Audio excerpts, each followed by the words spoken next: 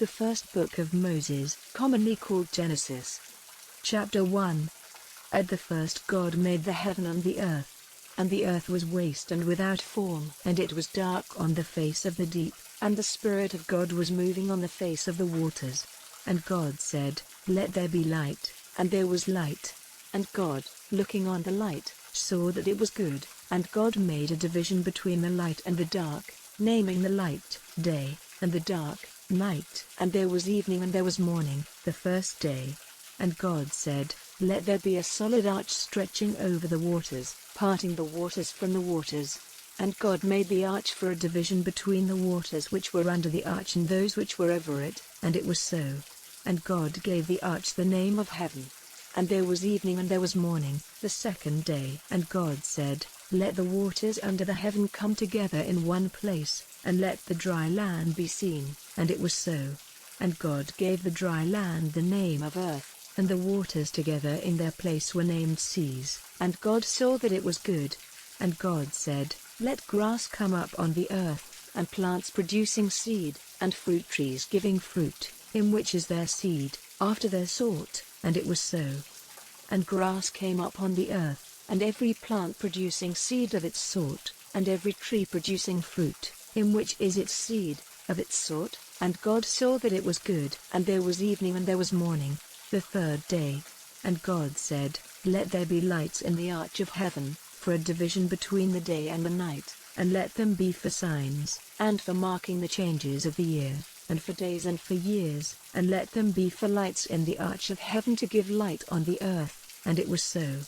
And God made the two great lights, the greater light to be the ruler of the day, and the smaller light to be the ruler of the night. And he made the stars. And God put them in the arch of heaven, to give light on the earth, to have rule over the day and the night, and for a division between the light and the dark. And God saw that it was good. And there was evening and there was morning, the fourth day. And God said, "Let the waters be full of living things, and let birds be in flight over the earth under the arch of heaven." And God made great sea beasts, and every sort of living and moving thing with which the waters were full, and every sort of winged bird. And God saw that it was good. And God gave them his blessing, saying, "Be fertile and have increase, making all the waters of the seas full, and let the birds be increased in the earth." And there was evening and there was morning, the fifth day. And God said, "Let the earth give birth to all sorts of living things, cattle and all things moving on the earth, and beasts of the earth after their sort." And it was so. And God made the beasts of the earth after its sort, and the cattle after their sort, and everything moving on the face of the earth after its sort. And God saw that it was good. And God said, "Let us make man in our image, like us, and let him have rule over the fish of the sea, and over the birds of the air, and over the cattle, and over all the earth, and over every living thing which goes flat on the earth." And God made man in his image. In the image of God he made him, male and female he made them. And God gave them his blessing and said to them, "Be fertile and have increase, and make the earth full and be masters of it. Be rulers over the fish of the sea and over the birds of the air and over every living thing moving on the earth." And God said, "See, I have given you every plant producing seed on the face of all the earth, and every tree which has fruit producing seed. They will be for your food. And to every beast of the earth and to every bird of the air and every living thing moving on the face of the earth I have given every green plant for food." And it was so. And God saw everything which he had made, and it was very good. And there was evening and there was morning, the sixth day. Chapter 2. And the heaven and the earth and all things in them were complete.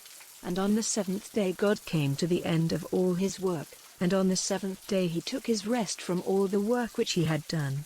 And God gave his blessing to the seventh day and made it holy, because on that day he took his rest from all the work which he had made and done. These are the generations of the heaven and the earth when they were made. In the day when the Lord God made earth and heaven there were no plants of the field on the earth, and no grass had come up, for the Lord God had not sent rain on the earth, and there was no man to do work on the land. But a mist went up from the earth, watering all the face of the land. And the Lord God made man from the dust of the earth, breathing into him the breath of life, and man became a living soul. And the Lord God made a garden in the east, in Eden, and there he put the man whom he had made. And out of the earth the Lord made every tree to come, delighting the eye and good for food, and in the middle of the garden, the tree of life and the tree of the knowledge of good and evil. And a river went out of Eden giving water to the garden, and from there it was parted and became 4 streams. The name of the first is Pisn, which goes round about all the land of Havilah where there is gold. And the gold of that land is good, there is bdellium and the onyx stone. And the name of the second river is Gihon, this river goes round all the land of Cush. And the name of the third river is Tigris, which goes to the east of Assyria. And the fourth river is Euphrates. And the Lord God took the man and put him in the Garden of Eden to do work in it and take care of it. And the Lord God gave the man orders, saying, You may freely take of the fruit of every tree of the garden, but of the fruit of the tree of the knowledge of good and evil you may not take, for on the day when you take of it, death will certainly come to you. And the Lord God said, It is not good for the man to be by himself. I will make one like himself as a help to him. And from the earth the Lord God made every beast of the field and every bird of the air, and took them to the man to see what names he would give them. And whatever name he gave to any living thing, that was its name. And the man gave names to all cattle and to the birds of the air and to every beast of the field. But Adam had no one like himself as a help. And the Lord God sent a deep sleep on the man, and took one of the bones from his side while he was sleeping, joining up the flesh again in its place. And the bone which the Lord God had taken from the man he made into a woman, and took her to the man. And the man said, This is now bone of my bone and flesh of my flesh. Let her name be woman, because she was taken out of man. For this cause will a man go away from his father and his mother and be joined to his wife, and they will be one flesh. And the man and his wife were without clothing, and they had no sense of shame. Chapter 3. Now the snake was wiser than any beast of the field which the Lord God had made. And he said to the woman, Has God truly said that you may not take of the fruit of any tree in the garden? And the woman said, We may take of the fruit of the trees in the garden, but of the fruit of the tree in the middle of the garden, God has said, If you take of it or put your hands on it, death will come to you. And the snake said, Death will not certainly come to you, for God sees that on the day when you take of its fruit, your eyes will be open, and you will be as gods, having knowledge of good and evil. And when the woman saw that the tree was good for food, and a delight to the eyes, and to be desired to make one wise, she took of its fruit, and gave it to her husband. And their eyes were open, and they were conscious that they had no clothing, and they made themselves coats of leaves stitched together. And there came to them the sound of the Lord God walking in the garden in the evening wind, and the man and his wife went to a secret place among the trees of the garden, away from the eyes of the Lord God. And the voice of the Lord God came to the man, saying, Where are you? And he said, Hearing your voice in the garden I was full of fear, because I was without clothing, and I kept myself from your eyes. And he said, Who gave you the knowledge that you were without clothing? Have you taken of the fruit of the tree which I said you were not to take? And the man said, The woman whom you gave to be with me, she gave me the fruit of the tree and I took it. And the Lord God said to the woman, What have you done? And the woman said, I was tricked by the deceit of the snake and I took it. And the Lord God said to the snake, Because you have done this you are cursed more than all cattle and every beast of the field. You will go flat on the earth, and dust will be your food all the days of your life. And there will be war between you and the woman and between your seed and her seed. By him will your head be crushed and by you his foot will be wounded. To the woman he said, Great will be your pain in childbirth, in sorrow will your children come to birth. Still your desire will be for your husband, but he will be your master. And to Adam he said, Because you gave ear to the voice of your wife and took of the fruit of the tree which I said you were not to take, the earth is cursed on your account. In pain you will get your food from it all your life. Thorns and waste plants will come up, and the plants of the field will be your food. With the hard work of your hands you will get your bread till you go back to the earth from which you were taken, for dust you are and to the dust you will go back. And the man gave his wife the name of Eve because she was the mother of all who have life. And the Lord God made for Adam and for his wife coats of skins for their clothing. And the Lord God said, Now the man has become like one of us, having knowledge of good and evil, and now if he puts out his hand and takes of the fruit of the tree of life, he will go on living forever. So the Lord God sent him out of the Garden of Eden to be a worker on the earth from which he was taken. So he sent the man out, and at the east of the Garden of Eden he put winged ones and a flaming sword turning every way to keep the way to the tree of life. Chapter 4. And the man had connection with Eve his wife, and she became with child and gave birth to Cain, and said, I have got a man from the Lord. Then again she became with child and gave birth to Abel, his brother. And Abel was a keeper of sheep, but Cain was a farmer. And after a time, Cain gave to the Lord an offering of the fruits of the earth. And Abel gave an offering of the young lambs of his flock and of their fat. And the Lord was pleased with Abel's offering, but in Cain and his offering he had no pleasure. And Cain was angry and his face became sad. And the Lord said to Cain, Why are you angry? And why is your face sad? If you do well, will you not have honor? And if you do wrong, sin is waiting at the door, desiring to have you, but do not let it be your master. And Cain said to his brother, Let us go into the field. And when they were in the field, Cain made an attack on his brother Abel and put him to death. And the Lord said to Cain, Where is your brother Abel? And he said, I have no idea, am I my brother's keeper? And he said, What have you done? The voice of your brother's blood is crying to me from the earth. And now you are cursed from the earth, whose mouth is open to take your brother's blood from your hand. No longer will the earth give you her fruit as the reward of your work, you will be a wanderer in flight over the earth. And Cain said, My punishment is greater than my strength. You have sent me out this day from the face of the earth and from before your face. I will be a wanderer in flight over the earth, and whoever sees me will put me to death. And the Lord said, Truly, if Cain is put to death, 7 lives will be taken for his. And the Lord put a mark on Cain so that no one might put him to death. And Cain went away from before the face of the Lord, and made his living place in the land of Nod on the east of Eden.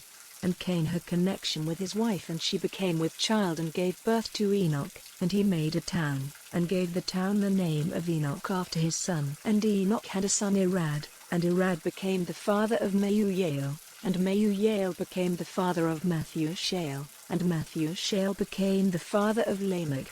And Lamech had 2 wives, the name of the one was Adah, and the name of the other Zillah. And Adah gave birth to Jabal. He was the father of such as are living in tents and keep cattle. And his brother's name was Jubal.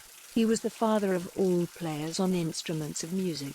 And Zillah gave birth to Tuval-Cain, who is the father of every maker of cutting instruments of brass and iron. And the sister of Tuval-Cain was Naamah.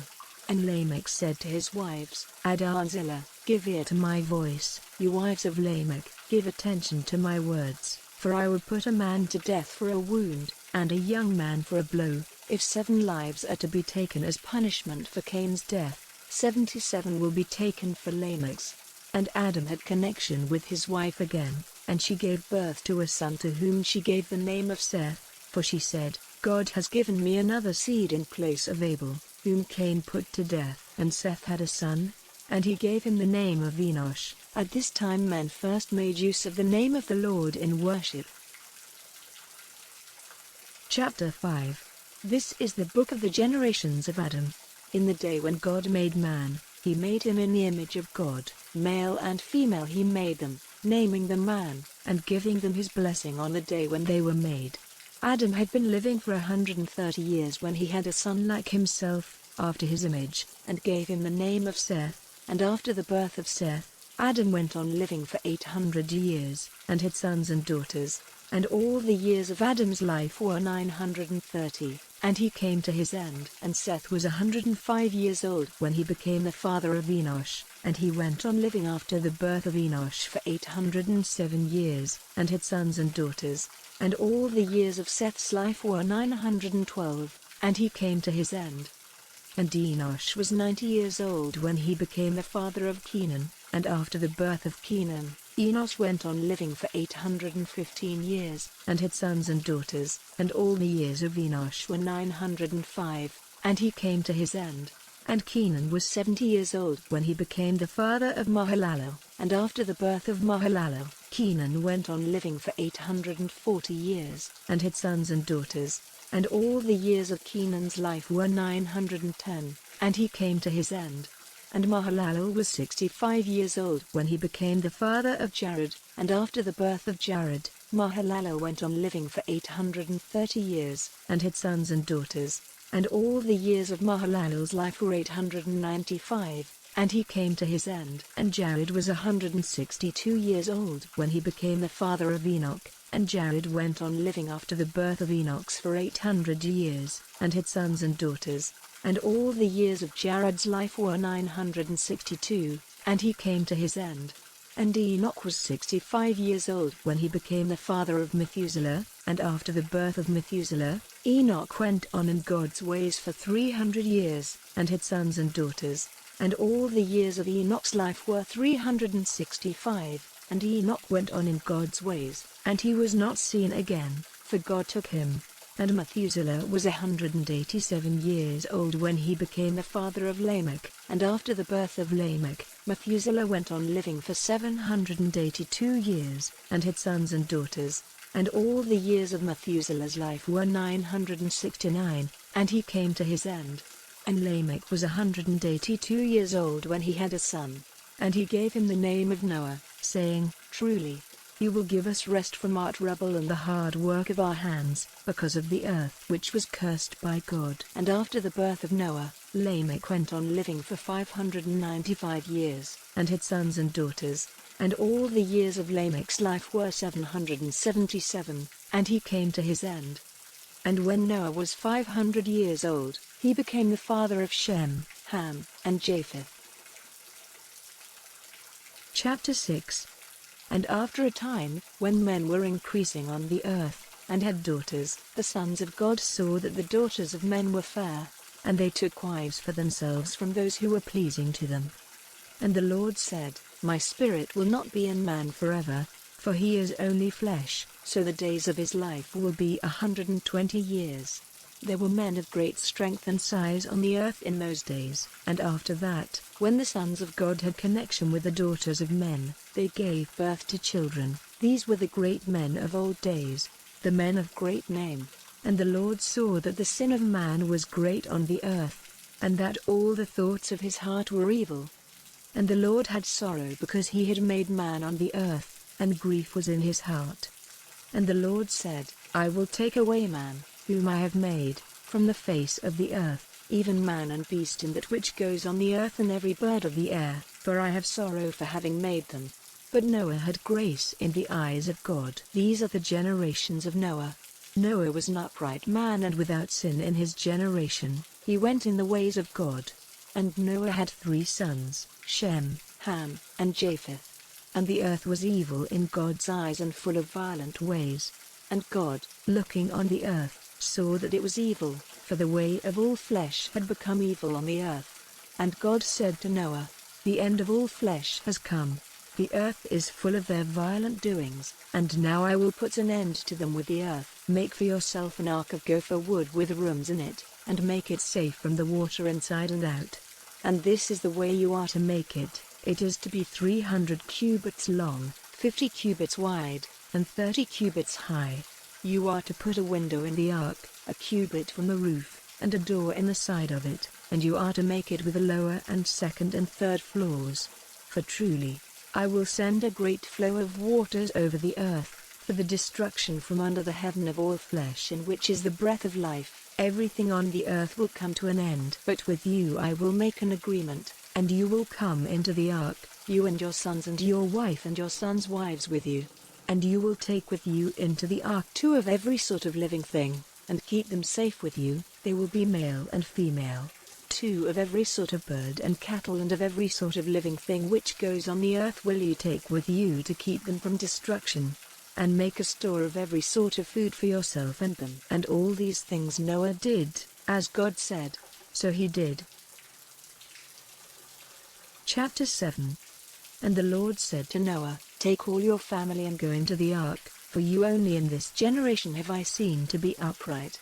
Of every clean beast you will take 7 males and 7 females, and of the beasts which are not clean, 2, the male and his female, and of the birds of the air, 7 males and 7 females, so that their seed may still be living on the face of the earth. For after 7 days I will send rain on the earth for 40 days and 40 nights, for the destruction of every living thing which I have made on the face of the earth. And Noah did everything which the Lord said he was to do. And Noah was 600 years old when the waters came flowing over all the earth. And Noah, with his sons and his wife and his sons' wives, went into the ark because of the flowing of the waters, of clean beasts, and of beasts which are not clean, and of birds, and of everything which goes on the earth, in twos, male and female. They went into the ark with Noah, as God had said. And after the 7 days, the waters came over all the earth. In the 600th year of Noah's life, in the 2nd month, on the 17th day of the month, all the fountains of the great deep came bursting through, and the windows of heaven were open, and rain came down on the earth for 40 days and 40 nights.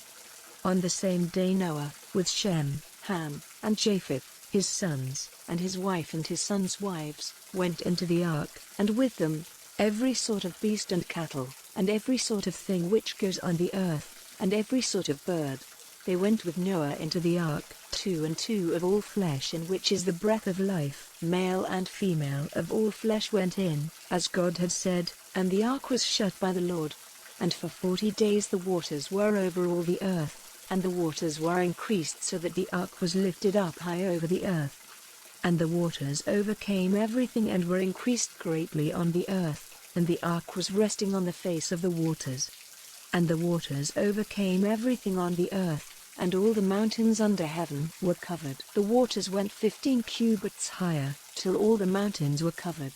And destruction came on every living thing moving on the earth, birds and cattle and beasts and everything which went on the earth, and every man. Everything on the dry land, in which was the breath of life, came to its end. Every living thing on the face of all the earth, man and cattle and things moving on the face of the earth, and birds of the air, came to destruction. Only Noah and those who were with him in the ark were kept from death, and the waters were over the earth 150 days. Chapter 8. And God kept Noah in mind, and all the living things and the cattle which were with him in the ark, and God sent a wind over the earth, and the waters went down, and the fountains of the deep and the windows of heaven were shut, and the rain from heaven was stopped. And the waters went slowly back from the earth, and at the end of 150 days the waters were lower. And on the 17th day of the 7th month the ark came to rest on the mountains of Ararat. And still the waters went on falling, till on the 1st day of the 10th month the tops of the mountains were seen. Then, after 40 days, through the open window of the ark which he had made, Noah sent out a raven, which went this way and that till the waters were gone from the earth. And he sent out a dove, to see if the waters had gone from the face of the earth. But the dove saw no resting place for her foot, and came back to the ark, for the waters were still over all the earth. And he put out his hand, and took her into the ark. And after waiting another 7 days, he sent the dove out again, and the dove came back at evening, and in her mouth was an olive leaf broken off. So Noah was certain that the waters had gone down on the earth. And after 7 days more, he sent the dove out again, but she did not come back to him. And in the 601st year, on the 1st day of the 1st month, the waters were dry on the earth. And Noah took the cover off the ark and saw that the face of the earth was dry. And on the 27th day of the 2nd month the earth was dry. And God said to Noah, "Go out of the ark, you and your wife and your sons' wives. Take out with you every living thing which is with you, birds and cattle and everything which goes on the earth, so that they may have offspring and be fertile and be increased on the earth." And Noah went out with his sons and his wife and his sons' wives, and every beast and bird and every living thing of every sort which goes on the earth, went out of the ark. And Noah made an altar to the Lord, and from every clean beast and bird he made burnt offerings on the altar. And when the sweet smell came up to the Lord, he said in his heart, "I will not again put a curse on the earth because of man, for the thoughts of man's heart are evil from his earliest days. Never again will I send destruction on all living things as I have done. While the earth goes on, seed time and the getting in of the grain, cold and heat, summer and winter, day and night. will not come to an end. Chapter 9. And God gave his blessing to Noah and his sons, and said, Be fertile, and have increase, and make the earth full. And the fear of you will be strong in every beast of the earth and every bird of the air, everything which goes on the land, and all the fishes of the sea, are given into your hands. Every living and moving thing will be food for you. I give them all to you as before I gave you all green things. But flesh with the life-blood in it you may not take for food. And for your blood, which is your life, will I take payment. From every beast I will take it, and from every man will I take payment for the blood of his brother man. Whoever takes a man's life, by man will his life be taken, because God made man in his image. And now, be fertile and have increase, have offspring on the earth and become great in number. And God said to Noah and to his sons, Truly, I will make my agreement with you and with your seed after you, and with every living thing with you, all birds and cattle and every beast of the earth which comes out of the ark with you. And I will make my agreement with you. Never again will all flesh be cut off by the waters. Never again will the waters come over all the earth for its destruction.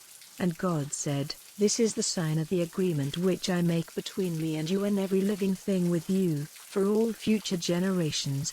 I will put my bow in the cloud and it will be for a sign of the agreement between me and the earth. And whenever I make a cloud come over the earth, the bow will be seen in the cloud, and I will keep in mind the agreement between me and you and every living thing, and never again will there be a great flow of waters causing destruction to all flesh. And the bow will be in the cloud, and looking on it, I will keep in mind the eternal agreement between God and every living thing on the earth. And God said to Noah, This is the sign of the agreement which I have made between me and all flesh on the earth.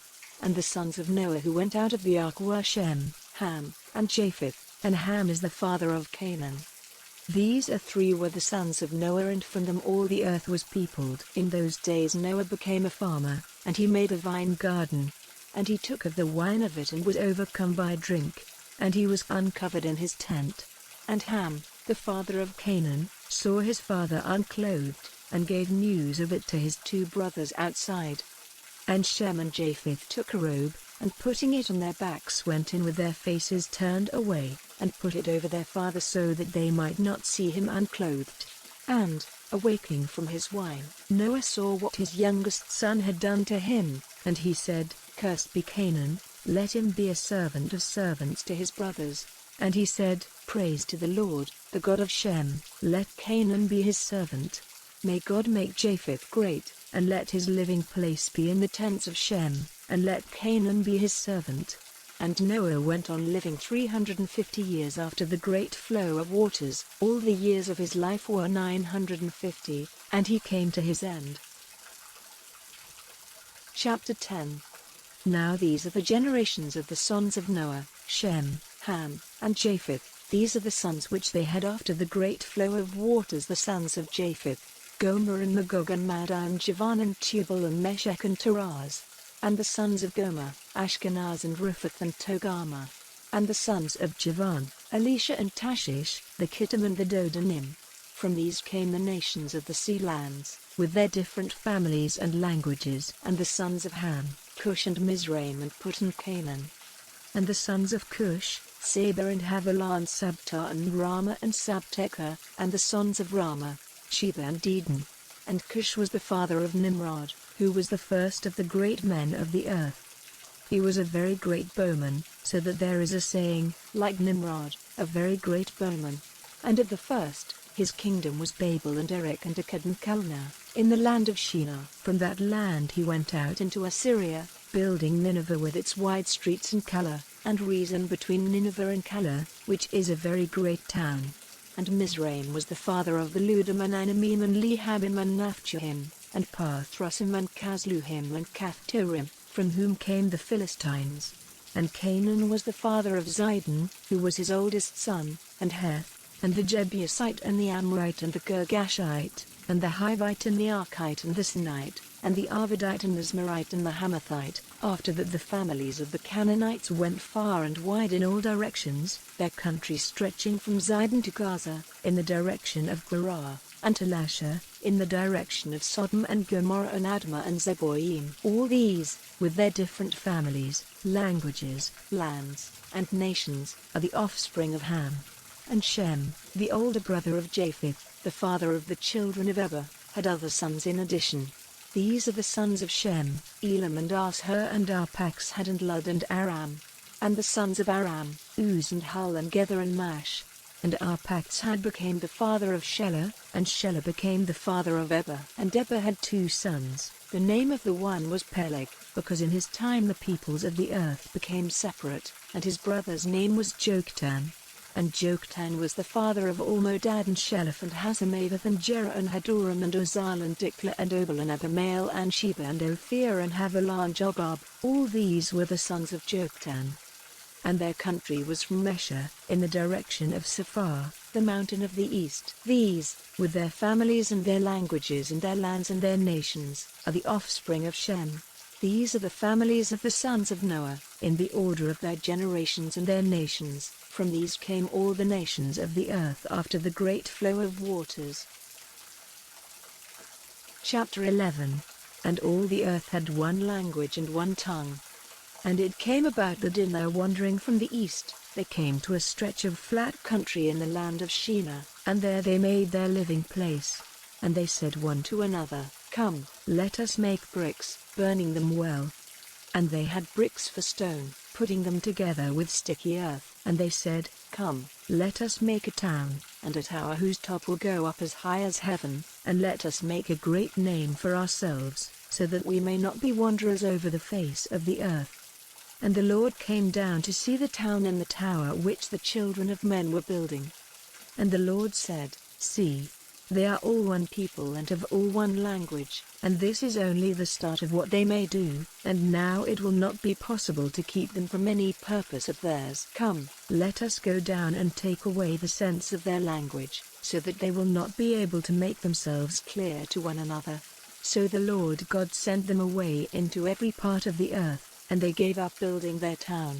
So it was named Babel, because there the Lord took away the sense of all languages, and from there the Lord sent them away over all the face of the earth. These are the generations of Shem. Shem was 100 years old when he became the father of Arpachshad, 2 years after the great flow of waters, and after the birth of Arpachshad, Shem went on living for 500 years, and had sons and daughters. And Arpachshad was 35 years old when he became the father of Shelah, and after the birth of Shelah, Arpachshad went on living for 403 years, and had sons and daughters. And Shelah was 30 years old when he became the father of Eber, and after the birth of Eber, Shelah went on living for 403 years, and had sons and daughters. And Eber was 34 years old when he became the father of Peleg, and after the birth of Peleg, Eber went on living for 430 years, and had sons and daughters. And Peleg was 30 years old when he became the father of Reu, and after the birth of Reu, Peleg went on living for 209 years, and had sons and daughters. And Reu was 32 years old when he became the father of Serug, and after the birth of Serug, Reu went on living for 207 years, and had sons and daughters. And Serug was 30 years old when he became the father of Nahor, and after the birth of Nahor, Serug went on living for 200 years, and had sons and daughters. And Nahor was 29 years old when he became the father of Terah, and after the birth of Terah, Nahor went on living for 119 years, and had sons and daughters. And Terah was 70 years old when he became the father of Abram, Nahor, and Haran. These are the generations of Terah. Terah was the father of Abram, Nahor, and Haran. And Haran was the father of Lot. And death came to Haran when he was with his father Terah in the land of his birth, of the Chaldees. And Abram and Nahor took wives for themselves. The name of Abram's wife was Sarai, and the name of Nahor's wife was Milcah, the daughter of Haran, the father of Milcah and Iscah. And Sarai had no child. And Terah took Abram, his son, and Lot, the son of Haran, and Sarai, his daughter-in-law, the wife of his son Abram, and they went out from of the Chaldees, to go to the land of Canaan, and they came to Haran, and were there for some time. And all the years of Terah's life were 205, and Terah came to his end in Haran. Chapter 12. Now the Lord said to Abram, "Go out from your country and from your family and from your father's house, into the land to which I will be your guide. And I will make of you a great nation, blessing you and making your name great, and you will be a blessing. To them who are good to you will I give blessing, and on him who does you wrong will I put my curse, and you will become a name of blessing to all the families of the earth." So Abram went as the Lord had said to him, and Lot went with him. Abram was 75 years old when he went away from Haran. And Abram took Sarai, his wife, and Lot, his brother's son, and all their goods and the servants which they had got in Haran, and they went out to go to the land of Canaan. And Abram went through the land till he came to Shechem, to the holy tree of Moreh. At that time, the Canaanites were still living in the land. And the Lord came to Abram, and said, "I will give all this land to your seed." Then Abram made an altar there to the Lord who had let himself be seen by him. And moving on from there to the mountain on the east of Bethel, he put up his tent, having Bethel on the west and Ai on the east, and there he made an altar and gave worship to the name of the Lord. And he went on, journeying still to the south. And because there was little food to be had in that land, he went down into Egypt. Now when he came near to Egypt, he said to Sarai, his wife, "Truly, you are a fair woman and beautiful to the eye. And I am certain that when the men of Egypt see you, they will say, 'This is his wife,' and they will put me to death and keep you. Say, then, that you are my sister, and so it will be well with me because of you, and my life will be kept safe on your account." And so it was that when Abram came into Egypt, the men of Egypt, looking on the woman, saw that she was fair. And Pharaoh's great men, having seen her, said words in praise of her to Pharaoh, and she was taken into Pharaoh's house. And because of her, he was good to Abram, and he had sheep and oxen and asses, and men servants and women servants, and camels. And the Lord sent great troubles on Pharaoh's house because of Sarai, Abram's wife. Then Pharaoh sent for Abram, and said, "What have you done to me? Why did you not say that she was your wife? Why did you say that she was your sister? So that I took her for my wife. Now, take your wife and go on your way." And Pharaoh gave orders to his men, and they sent him on his way, with his wife and all he had. Chapter 13. And Abram went up out of Egypt with his wife and all he had, and Lot with him, and they came into the south. Now Abram had great wealth of cattle and silver and gold. And traveling on from the south, he came to Bethel, to the place where his tent had been before, between Bethel and Ai, to the place where he had made his first altar, and there Abram gave worship to the name of the Lord. And Lot, who went with him, had flocks and herds and tents, so that the land was not wide enough for the two of them. Their property was so great that there was not room for them together.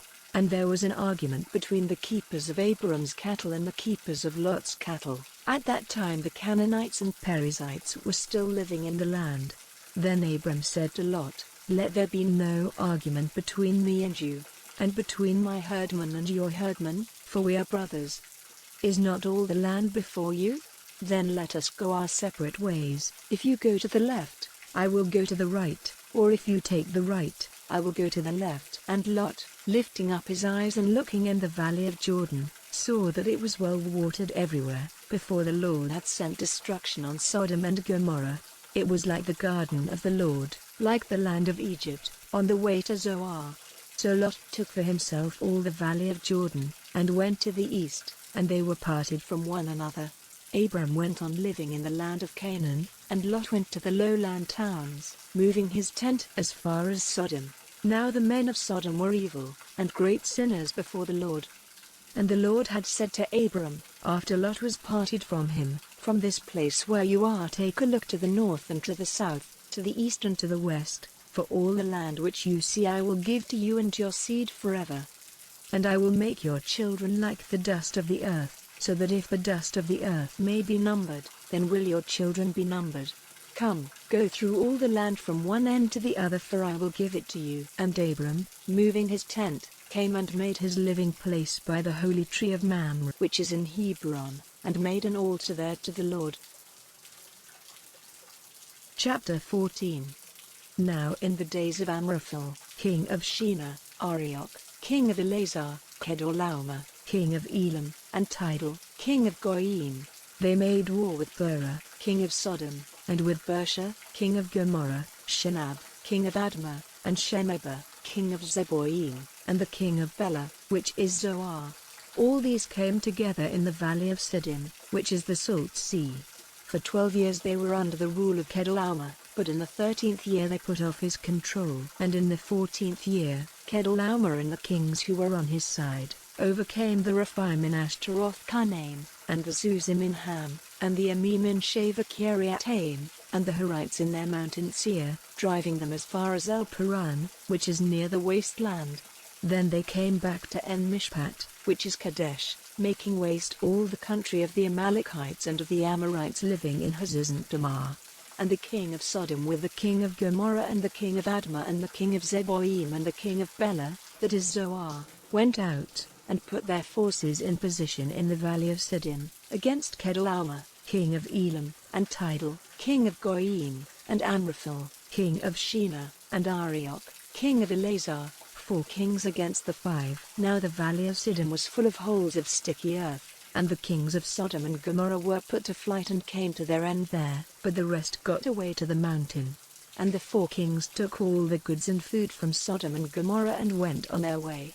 And in addition they took Lot, Abram's brother's son, who was living in Sodom, and all his goods. And one who had got away from the fight came and gave word of it to Abram the Hebrew, who was living by the holy tree of Mamre, the Amorite, the brother of Eshcol and Aner, who were friends of Abram. And Abram, hearing that his brother's son had been made a prisoner, took a band of his trained men, 318 of them, sons of his house, and went after them as far as Dan. And separating his forces by night, he overcame them, putting them to flight and going after them as far as Hobah, which is on the north side of Damascus. And he got back all the goods, and Lot, his brother's son, with his goods and the women and the people. And when he was coming back after putting to flight Kedorlaomer and the other kings, he had a meeting with the king of Sodom in the valley of Shaveh, that is, the king's valley. And Melchizedek, king of Salem, the priest of the Most High God, took bread and wine, and blessing him, said, May the blessing of the Most High God, maker of heaven and earth, be on Abram, and let the Most High God be praised, who has given into your hands those who were against you. Then Abram gave him 1/10 of all the goods he had taken. And the king of Sodom said to Abram, Give me the prisoners and take the goods for yourself. But Abram said to the king of Sodom, I have taken an oath to the Lord, the Most High God, maker of heaven and earth, that I will not take so much as a thread or the cord of a shoe of yours, so that you may not say, I have given wealth to Abram. Give me nothing but the food which the fighting men who went with me have had, but let Aner and Eshcol and Mamre have their part of the goods. Chapter 15. After these things, the word of the Lord came to Abram in a vision, saying, Have no fear, Abram, I will keep you safe, and great will be your reward. And Abram said, What will you give me? For I have no child, and this Eliezer of Damascus will have all my wealth after me. And Abram said, You have given me no child, and a servant in my house will get the heritage. Then said the Lord, This man will not get the heritage, but a son of your body will have your property after you. And he took him out into the open air, and said to him, Let your eyes be lifted to heaven, and see if the stars may be numbered, even so will your seed be. And he had faith in the Lord, and it was put to his account as righteousness. And he said to him, I am the Lord, who took you from Ur of the Chaldees, to give you this land for your heritage. And he said, O Lord God, how may I be certain that it will be mine? And he said, Take a young cow of 3 years old, and a she-goat of 3 years old, and a sheep of 3 years old, and a dove and a young pigeon. All these he took, cutting them in two and putting one half opposite the other, but not cutting the birds in two. And evil birds came down on the bodies, but Abram sent them away.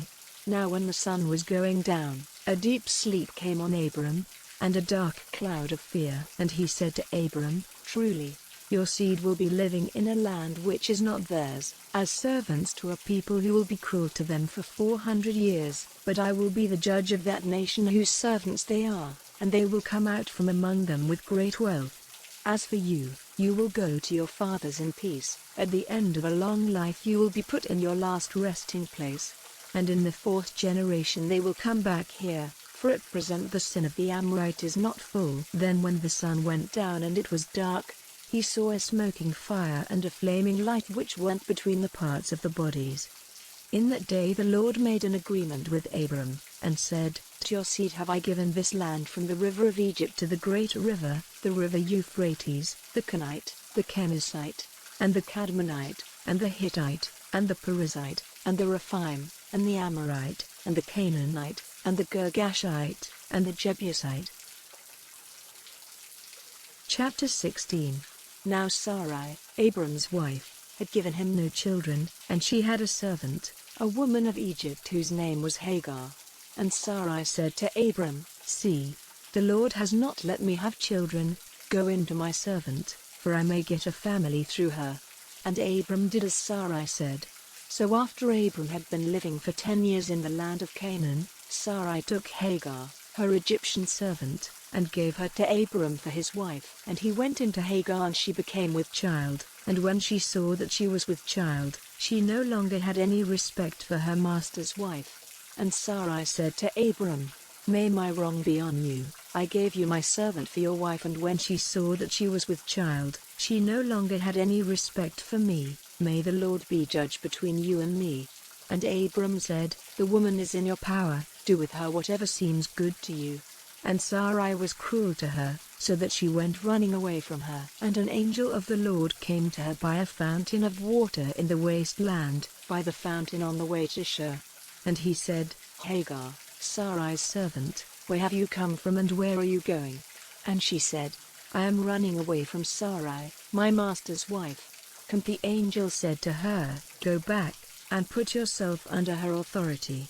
And the angel of the Lord said, "Your seed will be greatly increased so that it may not be numbered." And the angel of the Lord said, "See, you are with child and will give birth to a son, to whom you will give the name Ishmael, because the ears of the Lord were open to your sorrow.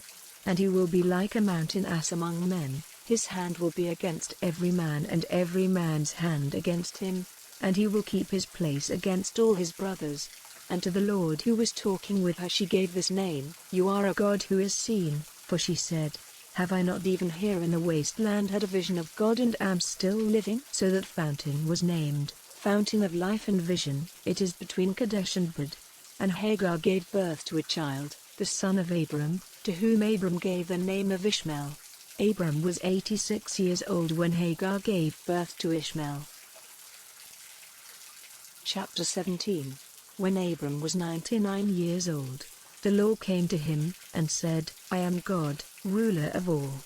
Go in my ways and be upright in all things, and I will make an agreement between you and me, and your offspring will be greatly increased." And Abram went down on his face on the earth, and the Lord God went on talking with him, and said, "As for me, my agreement is made with you, and you will be the father of nations without end. No longer will your name be Abram, but Abraham, for I have made you the father of a number of nations. I will make you very fertile, so that nations will come from you and kings will be your offspring. And I will make between me and you and your seed after you through all generations, an eternal agreement to be a God to you and to your seed after you. And to you and to your seed after you, I will give the land in which you are living, all the land of Canaan for an eternal heritage, and I will be their God." And God said to Abraham, "On your side, you are to keep the agreement, you and your seed after you through all generations. And this is the agreement which you are to keep with me, you and your seed after you. Every male among you is to undergo circumcision.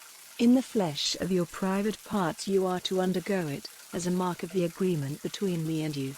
Every male among you, from one generation to another, is to undergo circumcision when he is 8 days old, with every servant whose birth takes place in your house, or for whom you gave money to someone of another country, and not of your seed. He who comes to birth in your house and he who is made yours for a price, all are to undergo circumcision, so that my agreement may be marked in your flesh, an agreement for all time. And any male who does not undergo circumcision will be cut off from his people, my agreement has been broken by him." And God said, "As for Sarai, your wife, From now her name will be not Sarai, but Sarah. And I will give her a blessing so that you will have a son by her. Truly my blessing will be on her, and she will be the mother of nations. Kings of peoples will be her offspring. Then Abraham went down on his face, and laughing, said in his heart, May a man 100 years old have a child? Will Sarah, at 90 years old, give birth? And Abraham said to God, If only Ishmael's life might be your care. And God said, Not so, but Sarah, your wife, will have a son, and you will give him the name Isaac. And I will make my agreement with him forever and with his seed after him. As for Ishmael, I have given ear to your prayer. Truly I have given him my blessing, and I will make him fertile and give him great increase. He will be the father of 12 chiefs, and I will make him a great nation. But my agreement will be with Isaac, to whom Sarah will give birth a year from this time. And having said these words, God went up from Abraham. And Abraham took Ishmael, his son, and all whose birth had taken place in his house, and all his servants whom he had made his for a price, every male of his house, and on that very day he gave them circumcision in the flesh of their private parts as God had said to him. Abraham was 99 years old when he underwent circumcision, and Ishmael, his son, was 13 years old when he underwent circumcision. Abraham and Ishmael, his son, underwent circumcision on that very day. And all the men of his house, those whose birth had taken place in the house and those whom he had got for money from men of other lands, underwent circumcision with him. Chapter 18. Now the Lord came to him by the holy tree of Mamre when he was seated in the doorway of his tent in the middle of the day, and lifting up his eyes, he saw 3 men before him, and seeing them, he went quickly to them from the door of the tent, and went down on his face to the earth, and said, My Lord, if now I have grace in your eyes, do not go away from your servant. Let me get water for washing your feet, and take your rest under the tree, and let me get a bit of bread to keep up your strength, and after that you may go on your way, for this is why you have come to your servant. And they said, Let it be so. Then Abraham went quickly into the tent, and said to Sarah, Get 3 measures of meal straight away and make cakes.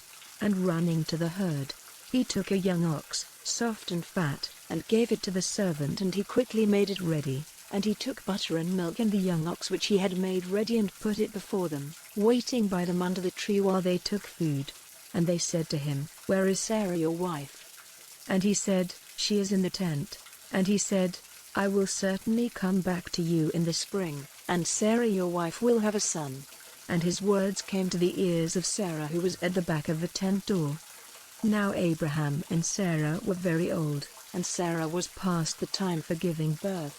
And Sarah, laughing to herself, said, Now that I am used up, am I still to have pleasure, my husband himself being old?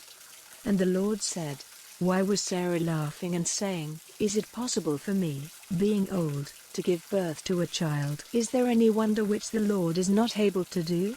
At the time I said, In the spring, I will come back to you, and Sarah will have a child. Then Sarah said, I was not laughing, for she was full of fear. And he said, No, but you were laughing. And the men went on from there in the direction of Sodom, and Abraham went with them on their way.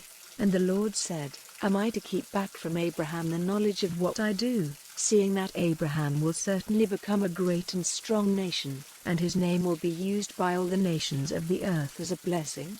For I have made him mine so that he may give orders to his children and those of his line after him, to keep the ways of the Lord, to do what is good and right, so that the Lord may do to Abraham as he has said.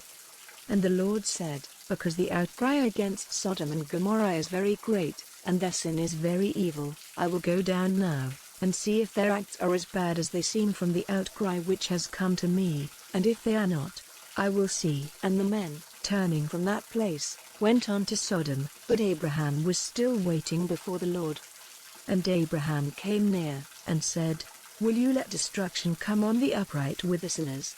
If by chance there are 50 upright men in the town, will you give the place to destruction and not have mercy on it because of the 50 upright men?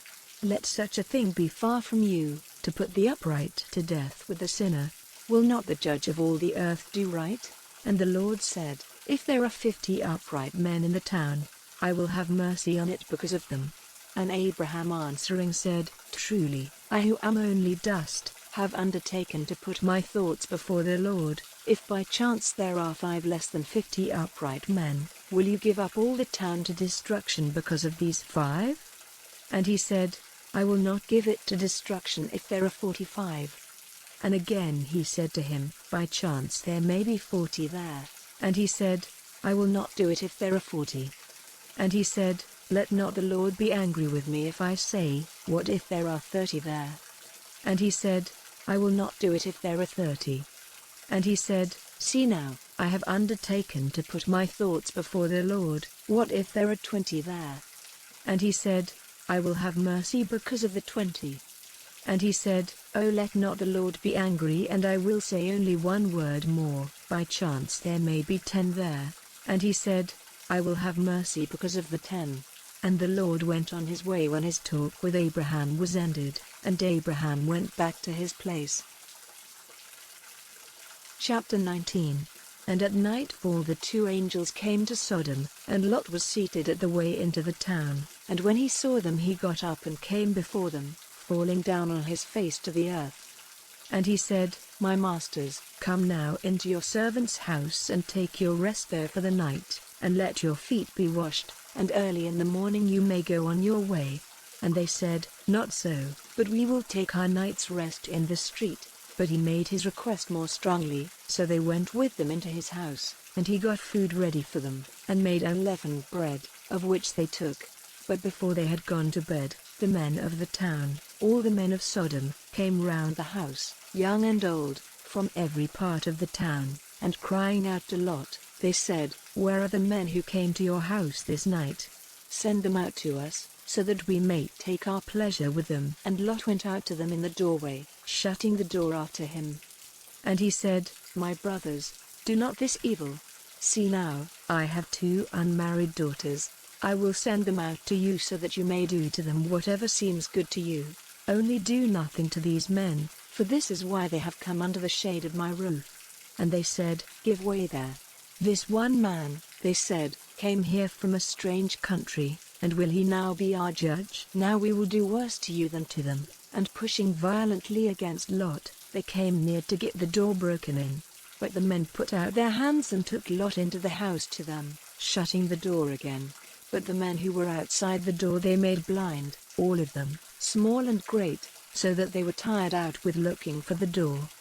Then the men said to Lot, "Are there any others of your family here, sons-in-law or sons or daughters? Take them all out of this place, for we are about to send destruction on this place, because a great outcry against them has come to the ears of the Lord, and the Lord has sent us to put an end to the town." And Lot went out and said to his sons-in-law, who were married to his daughters, "Come, let us go out of this place, for the Lord is about to send destruction on the town." But his sons-in-law did not take him seriously. And when morning came, the angels did all in their power to make Lot go, saying, "Get up quickly and take your wife and your 2 daughters who are here, and go, for fear that you come to destruction in the punishment of the town." But while he was waiting, the men took him and his wife and his daughters by the hand, for the Lord had mercy on them, and put them outside the town. And when they had put them out, he said, "Go for your life, without looking back or waiting in the lowland. Go quickly to the mountain or you will come to destruction." And Lot said to them, "Not so, O my Lord. See now, your servant has had grace in your eyes, and great is your mercy in keeping my life from destruction. But I am not able to get as far as the mountain before evil overtakes me and death. This town, now, is near, and it is a little one. Oh, let me go there, is it not a little one? So that my life may be safe." And he said, "See, I have given you your request in this one thing more. I will not send destruction on this town. Go there quickly, for I am not able to do anything till you have come there." For this reason, the town was named Zoar. The sun was up when Lot came to Zoar.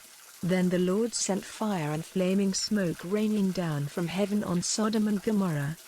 And he sent destruction on those towns, with all the lowland and all the people of those towns and every green thing in the land. But Lot's wife, looking back, became a pillar of salt. And Abraham got up early in the morning and went to the place where he had been talking with the Lord, and looking in the direction of Sodom and Gomorrah and the lowland, he saw the smoke of the land going up like the smoke of an oven. So it came about that when God sent destruction on the towns of the lowland, he kept his word to Abraham, and sent Lot safely away when he put an end to the towns where he was living.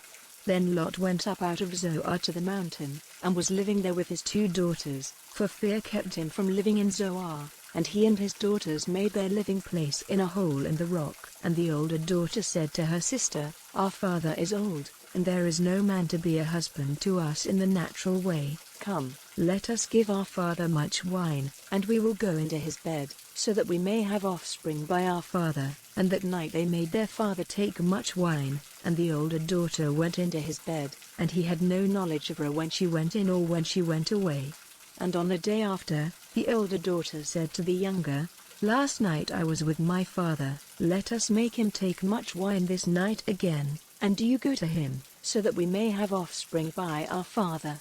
And that night again they made their father take much wine, and the younger daughter went into his bed, and he had no knowledge of her when she went in or when she went away.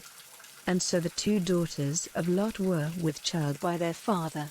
And the older daughter had a son, and she gave him the name Moab. He is the father of the Moabites to this day. And the younger had a son and gave him the name Ben-Oni. From him come the children of Ammon to this day. Chapter 20. And Abraham went on his way from there to the land of the south, and was living between Kadesh and Shur, in Gerar. And Abraham said of Sarah, his wife, "She is my sister," and Abimelech, king of Gerar, sent and took Sarah. But God came to Abimelech in a dream in the night, and said to him, "Truly you are a dead man because of the woman whom you have taken, for she is a man's wife." Now Abimelech had not come near her, and he said, "Lord, will you put to death an upright nation? Did he not say to me himself, 'She is my sister'?" And she herself said, "He is my brother, with an upright heart and clean hands have I done this." And God said to him in the dream, "I see that you have done this with an upright heart, and I have kept you from sinning against me. For this reason I did not let you come near her.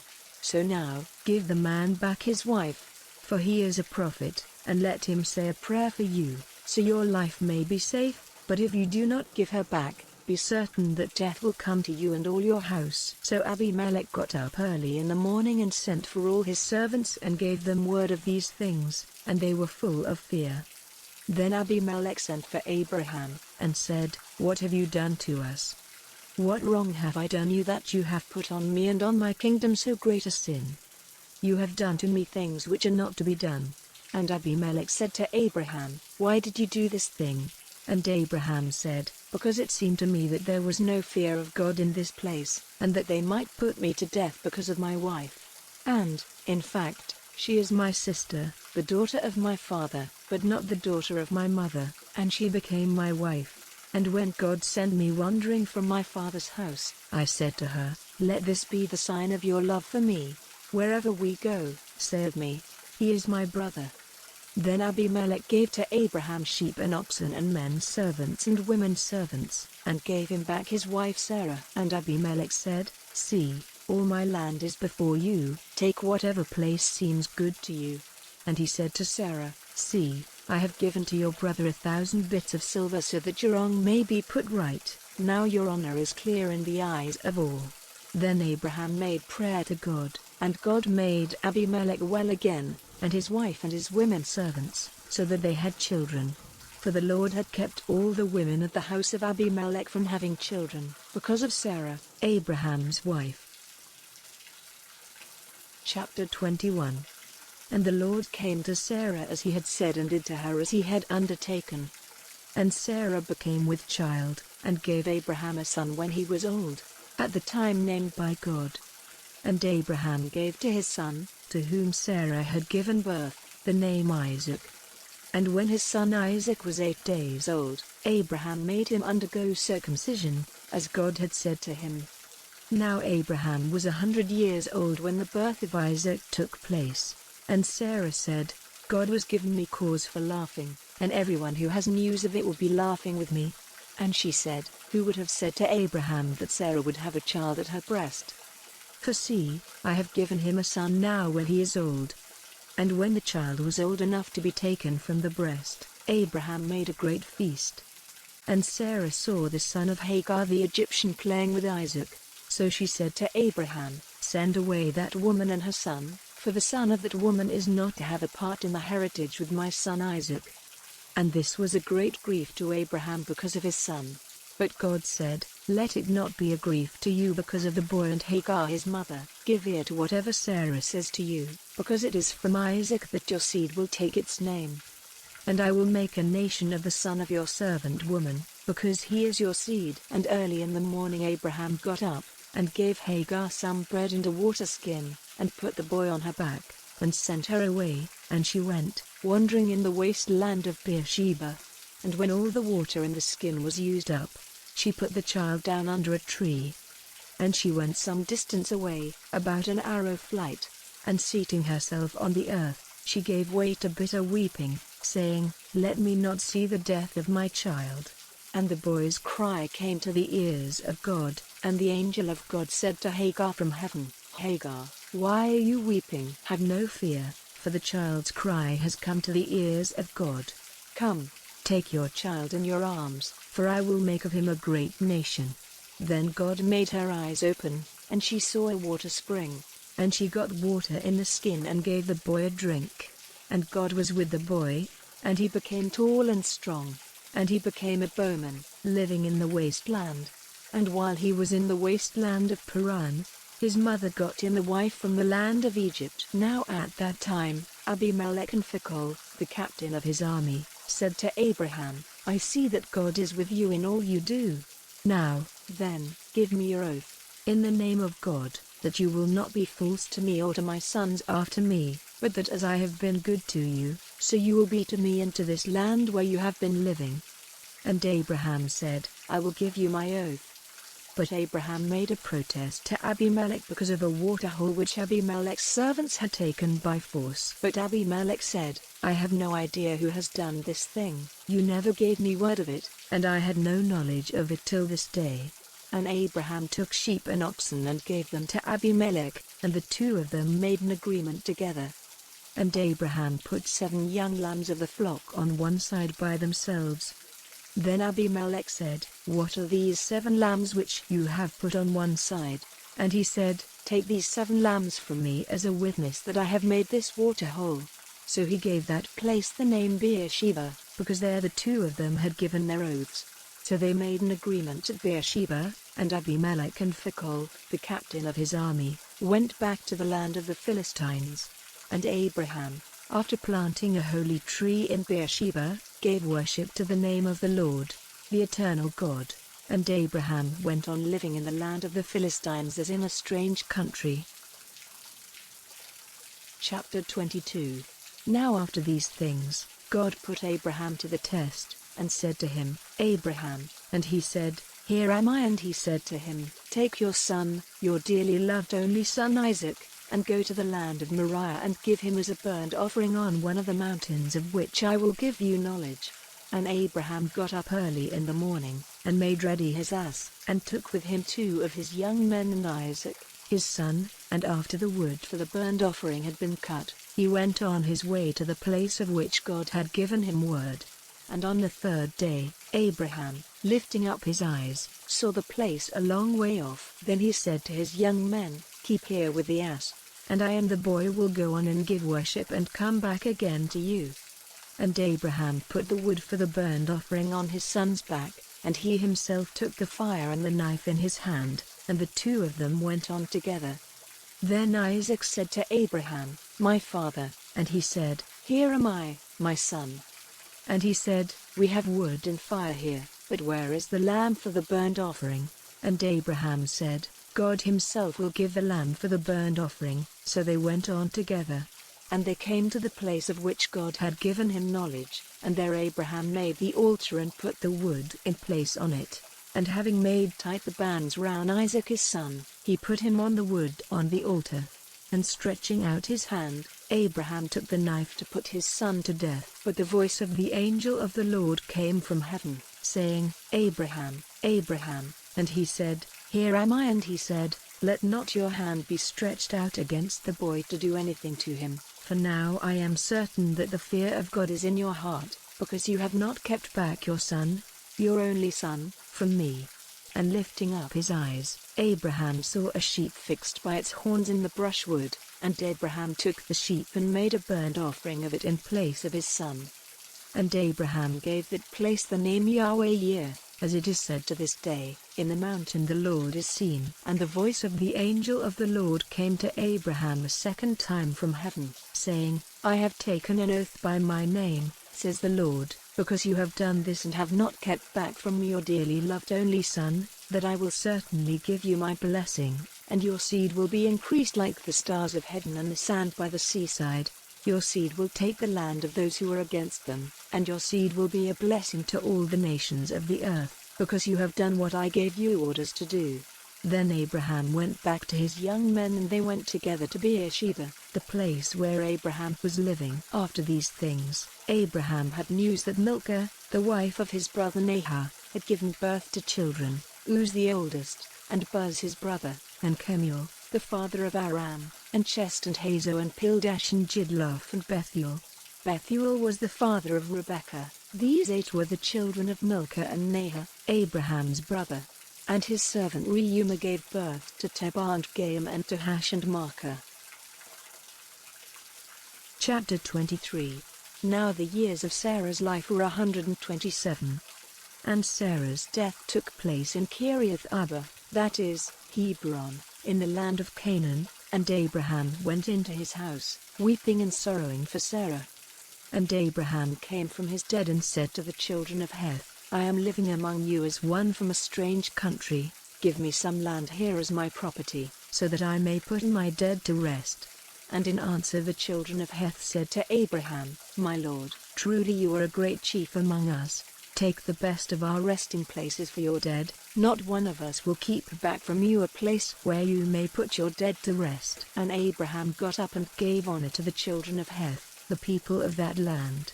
And he said to them, If you will let me put my dead to rest here, make a request for me to Ephron, the son of Zohar, that he will give me the hollow in the rock named Machpelah, which is his property at the end of his field. Let him give it to me for its full price as a resting place for my dead among you. Now Ephron was seated among the children of Heth, and Ephron the Hittite gave Abraham the answer in the hearing of the children of Heth, and of all those who came into his town, saying, No, my lord, I will give you the field with the hollow in the rock. Before all the children of my people will I give it to you for a resting place for your dead. And Abraham went down on his face before the people of the land. And Abraham said to Ephron, in the hearing of the people of the land, If only you will give it to me, I will give you the price of the field. Take it, and let me put my dead to rest there. So Ephron said to Abraham, My lord, give it to me. The value of the land is 400 shekels. What is that between me and you? So put your dead to rest there. And Abraham took note of the price fixed by Ephron in the hearing of the children of Heth, and gave him 400 shekels in current money. So Ephron's field at Machpelah near Mamre, with the hollow in the rock and all the trees in the field and round it, became the property of Abraham before the eyes of the children of Heth and of all who came into the town. Then Abraham put Sarah his wife to rest in the hollow rock in the field of Machpelah near Mamre, that is, Hebron in the land of Canaan. And the field and the hollow rock were handed over to Abraham as his property by the children of Heth. Chapter 24. Now Abraham was old and far on in years, and the Lord had given him everything in full measure. And Abraham said to his chief servant, the manager of all his property, Come now, put your hand under my leg, and take an oath by the Lord, the God of heaven and the God of the earth, that you will not get a wife for my son Isaac from the daughters of the Canaanites among whom I am living, but that you will go into my country and to my relations and get a wife there for my son Isaac. And the servant said, If by chance the woman will not come with me into this land, am I to take your son back again to the land from which you came? And Abraham said, Take care that you do not let my son go back to that land.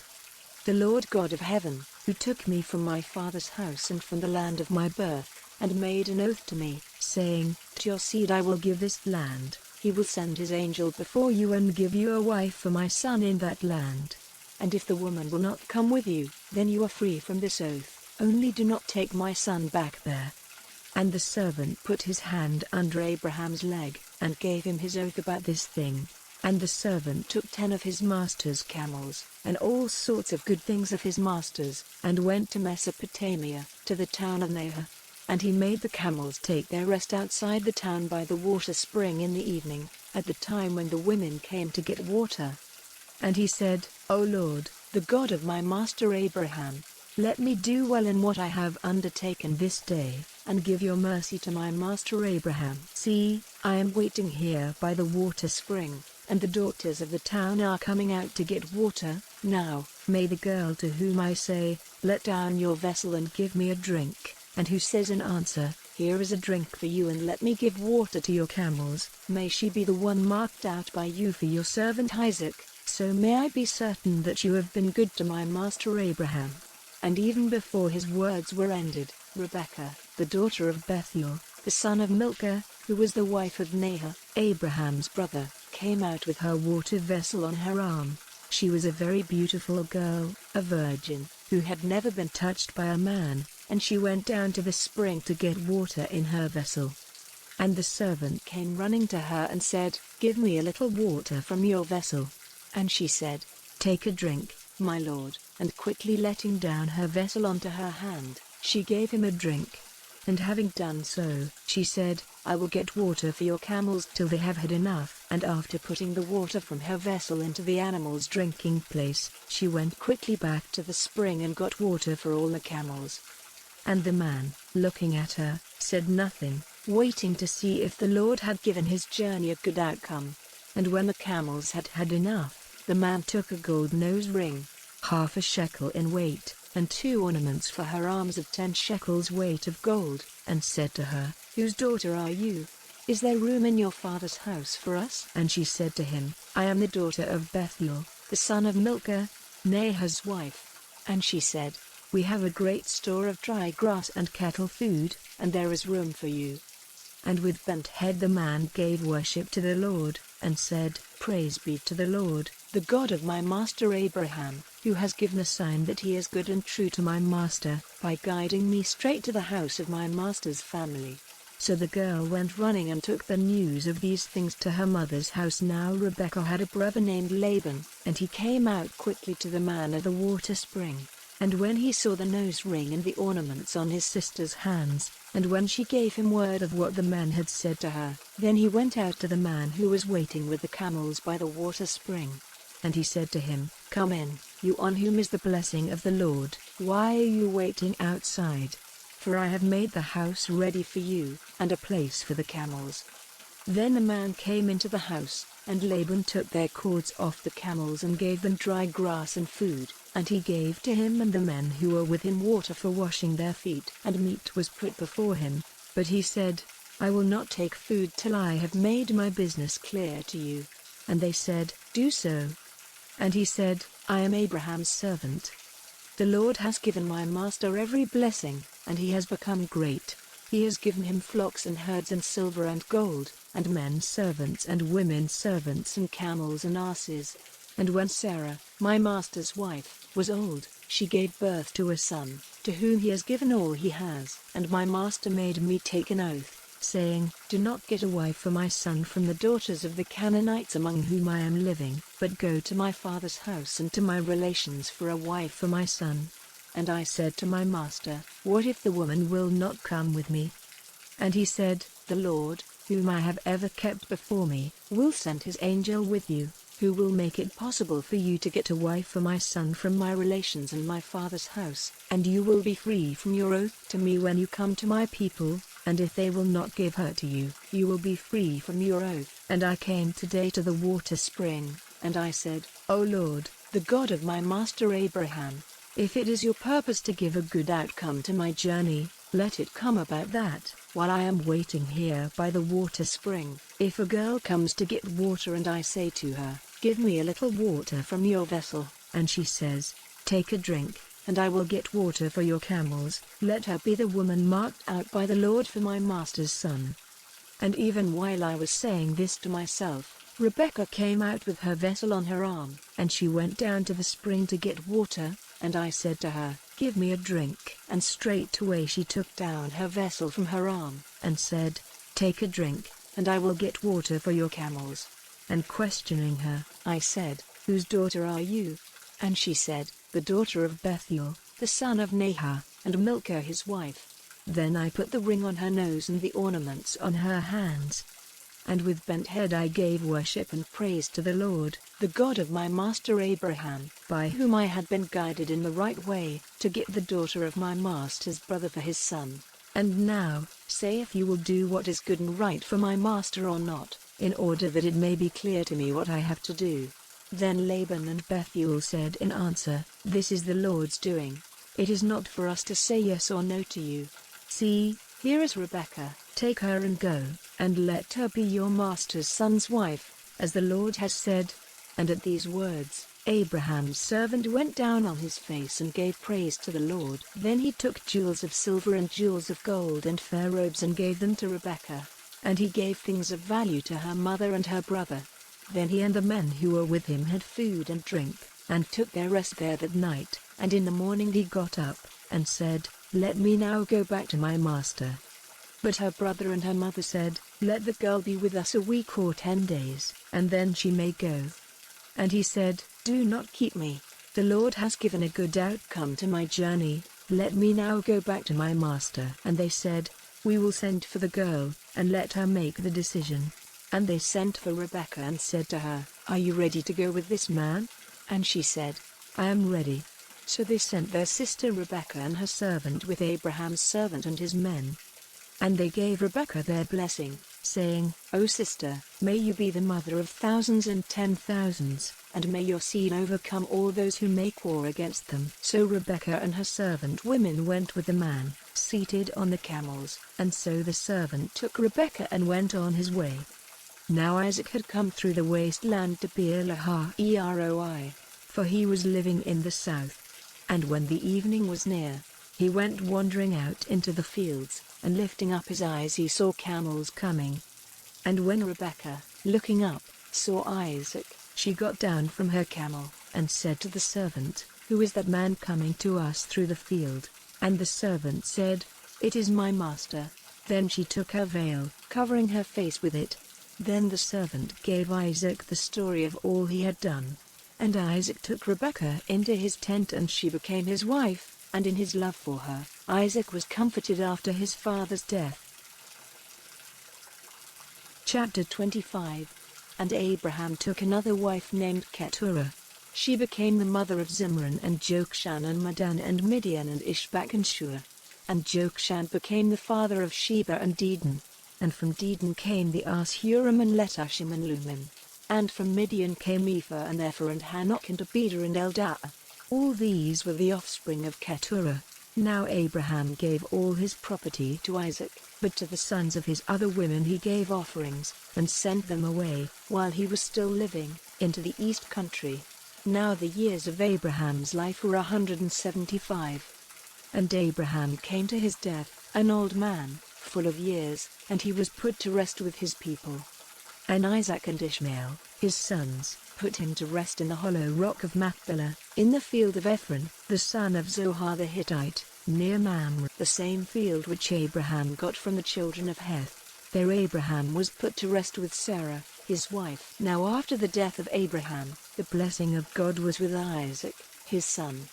Now these are the generations of Ishmael, the son of Abraham, whose mother was Hagar the Egyptian, the servant of Sarah. These are the names of the sons of Ishmael by their generations. Ishmael's first son was Nebaioth, then Kedar and Adbeel and Mibsam and Mishma and Dumah and Massa, Hadad and Tema, Jether, Naphish, and Kedemah. These are the sons of Ishmael, and these are their names in their towns and their tent circles, 12 chiefs with their peoples.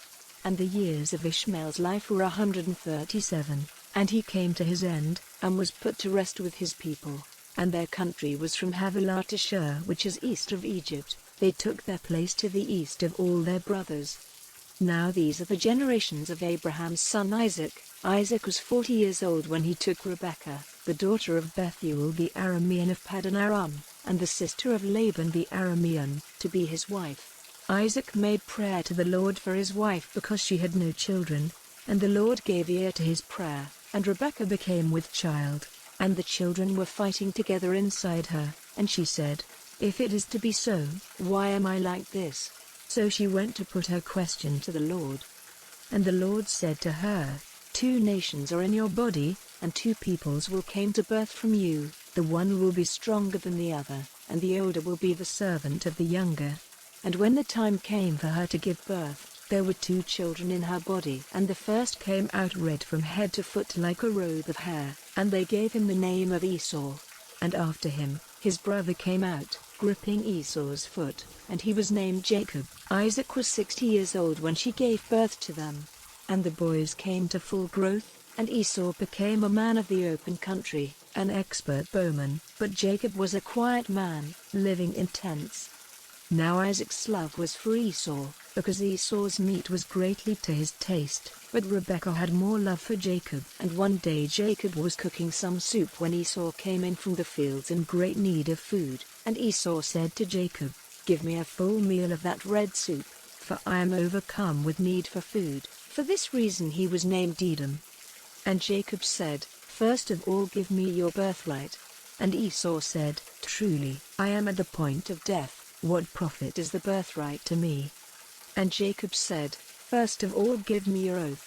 And he gave him his oath, handing over his birthright to Jacob. Then Jacob gave him bread and soup, and he took food and drink and went away, caring little for his birthright. Chapter 26. Then came a time of great need in the land, like that which had been before in the days of Abraham. And Isaac went to Abimelech, king of the Philistines, at Gerar. And the Lord came to him in a vision and said, "Do not go down to Egypt, keep in the land of which I will give you knowledge, keep in this land, and I will be with you and give you my blessing, for to you and to your seed will I give all these lands, giving effect to the oath which I made to your father Abraham. I will make your seed like the stars of heaven in number, and will give them all these lands, and your seed will be a blessing to all the nations of the earth, because Abraham gave ear to my voice and kept my words, my rules, my orders, and my laws." So Isaac went on living in Gerar, and when he was questioned by the men of the place about his wife, he said, "She is my sister," fearing to say, "She is my wife, for," he said, "the men of the place may put me to death on account of Rebekah, because she is very beautiful." And when he had been there for some time, Abimelech, king of the Philistines, looking through a window, saw Isaac playing with Rebekah his wife. And he said to Isaac, "It is clear that she is your wife. Why then did you say, 'She is my sister'?" And Isaac said, "For fear that I might be put to death because of her." Then Abimelech said, "What have you done to us? One of the people might well have had connection with your wife, and the sin would have been ours."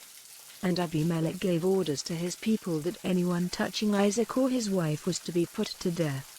Now Isaac, planting seed in that land, got in the same year fruit 100 times as much, for the blessing of the Lord was on him, and his wealth became very great, increasing more and more. For he had great wealth of flocks and herds and great numbers of servants, so that the Philistines were full of envy. Now all the water holes, which his father's servants had made in the days of Abraham, had been stopped up with earth by the Philistines. And Abimelech said to Isaac, "Go away from us, for you are stronger than we are." So Isaac went away from there, and put up his tents in the valley of Gerar, making his living place there. And he made again the water holes which had been made in the days of Abraham his father, and which had been stopped up by the Philistines, and he gave them the names which his father had given them. Now Isaac's servants made holes in the valley, and came to a spring of flowing water. But the herdmen of Gerar had a fight with Isaac's herdmen, for they said, "The spring is ours." So he gave the spring the name of Esk, because there was a fight about it. Then they made another water hole, and there was a fight about that, so he gave it the name of Sitnah. Then he went away from there, and made another water hole, about which there was no fighting, so he gave it the name of Rehoboth. For he said, Now the Lord has made room for us, and we will have fruit in this land." And from there he went on to Beersheba. That night the Lord came to him in a vision, and said, "I am the God of your father Abraham. Have no fear, for I am with you, blessing you, and your seed will be increased because of my servant Abraham." Then he made an altar there, and gave worship to the name of the Lord, and he put up his tents there, and there his servants made a water hole. And Abimelech had come to him from Gerar, with Ahuzzath his friend and Phicol, the captain of his army. And Isaac said to them, "Why have you came to me, seeing that in your hate for me you sent me away from you?"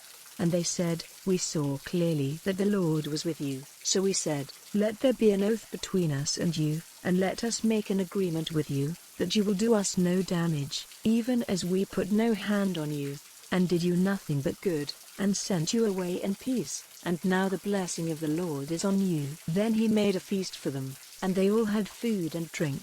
And early in the morning they took an oath one to the other. Then Isaac sent them away, and they went on their way in peace. And that day Isaac's servants came to him and gave him word of the water hole which they had made, and said to him, "We have come to water." And he gave it the name of Sheba, so the name of that town is Beersheba to this day.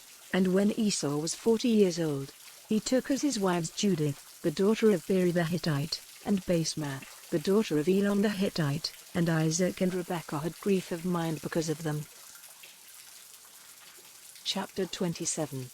Now when Isaac was old and his eyes had become clouded so that he was not able to see, he sent for Esau, his first son, and said to him, "My son." And he said, "Here am I." And he said, "See now, I am old, and my death may take place at any time. So take your arrows and your bow and go out to the field and get meat for me, and make me food, good to the taste, such as is pleasing to me, and put it before me, so that I may have a meal and give you my blessing before death comes to me."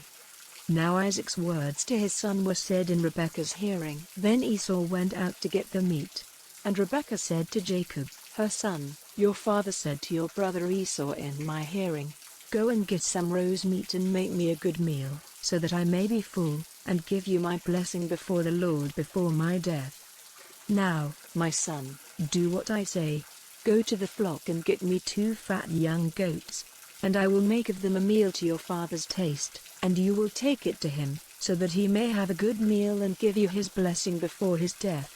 And Jacob said to Rebekah, his mother, "But Esau my brother is covered with hair, while I am smooth. If by chance my father puts his hand on me, it will seem to him that I am tricking him, and he will put a curse on me in place of a blessing." And his mother said, "Let the curse be on me, my son. Only do as I say, and go and get them for me." So he went and got them and took them to his mother, and she made a meal to his father's taste. And Rebekah took the fair robes of her oldest son, which were with her in the house, and put them on Jacob, her younger son, and she put the skins of the young goats on his hands and on the smooth part of his neck, and she gave into the hand of Jacob, her son, the meat and the bread which she had made ready. And he came to his father, and said, "My father." And he said, "Here am I. Who are you, my son?" And Jacob said, "I am Esau, your oldest son. I have done as you said. Come now, be seated and take of my meat, so that you may give me a blessing." And Isaac said, "How is it that you have got it so quickly, my son?" And he said, "Because the Lord your God made it come my way." And Isaac said, "Come near so that I may put my hand on you, my son, and see if you are truly my son Esau or not." And Jacob went near his father Isaac, and he put his hands on him, and he said, "The voice is Jacob's voice, but the hands are the hands of Esau." And he did not make out who he was, because his hands were covered with hair like his brother Esau's hands. So he gave him a blessing. And he said, "Are you truly my son Esau?" And he said, "I am." And he said, "Put it before me and I will take of my son's meat, so that I may give you a blessing." And he put it before him and he took it. And he gave him wine, and he had a drink. And his father Isaac said to him, "Come near now, my son, and give me a kiss." And he came near and gave him a kiss, and smelling the smell of his clothing, he gave him a blessing, and said, "See, The smell of my son is like the smell of a field on which the blessing of the Lord has come. May God give you the dew of heaven, and the good things of the earth, and grain and wine in full measure. Let peoples be your servants, and nations go down before you. Be lord over your brothers, and let your mother's sons go down before you. A curse be on everyone by whom you are cursed, and a blessing on those who give you a blessing. And when Isaac had come to the end of blessing Jacob, and Jacob had not long gone away from Isaac his father, Esau came in from the field, and he made ready a meal, good to the taste, and took it to his father, and said to him, Let my father get up and take of his son's meat, so that you may give me a blessing. And Isaac his father said to him, Who are you?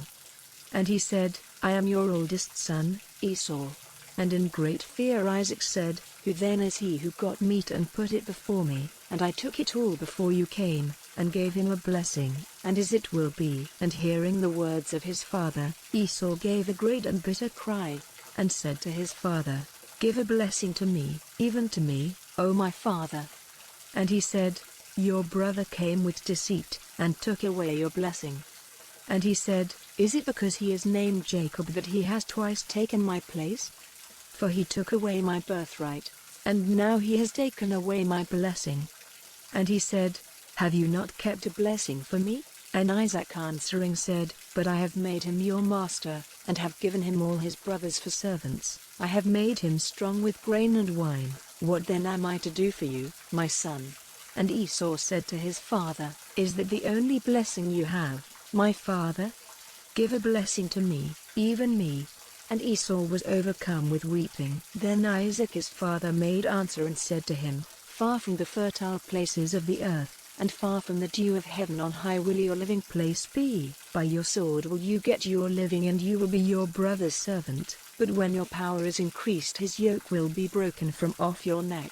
So Esau was full of hate for Jacob because of his father's blessing, and he said in his heart, The days of weeping for my father are near, then I will put my brother Jacob to death. Then Rebekah, hearing what Esau had said, sent for Jacob, her younger son, and said to him, It seems that your brother Esau is purposing to put you to death. So now, my son, do what I say, go quickly to Haran, to my brother Laban, and be there with him for a little time, till your brother's wrath is turned away, till the memory of what you have done to him is past and he is no longer angry. Then I will send word for you to come back. Are the two of you to be taken from me in one day? Then Rebekah said to Isaac, My life is a weariness to me because of the daughters of Heth. If Jacob takes a wife from among the daughters of Heth, such as these, the women of this land, of what use will my life be to me? Chapter 28.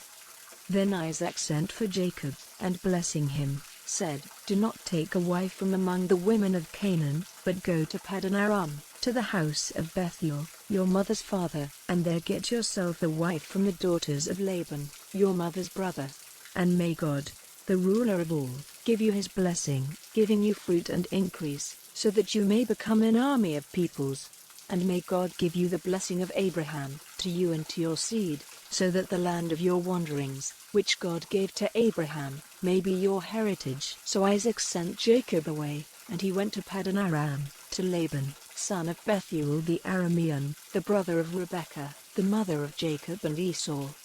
So when Esau saw that Isaac had given Jacob his blessing, and sent him away to Paddan Aram to get a wife for himself there, blessing him and saying to him, Do not take a wife from among the women of Canaan, and that Jacob had done as his father and mother said and had gone to Paddan Aram, it was clear to Esau that his father had no love for the women of Canaan. So Esau went to Ishmael and took Mahalath, the daughter of Abraham's son Ishmael, the sister of Nebaioth, to be his wife in addition to the wives he had. So Jacob went out from Beersheba to go to Haran, and coming to a certain place, he made it his resting place for the night, for the sun had gone down. And he took one of the stones which were there, and putting it under his head he went to sleep in that place.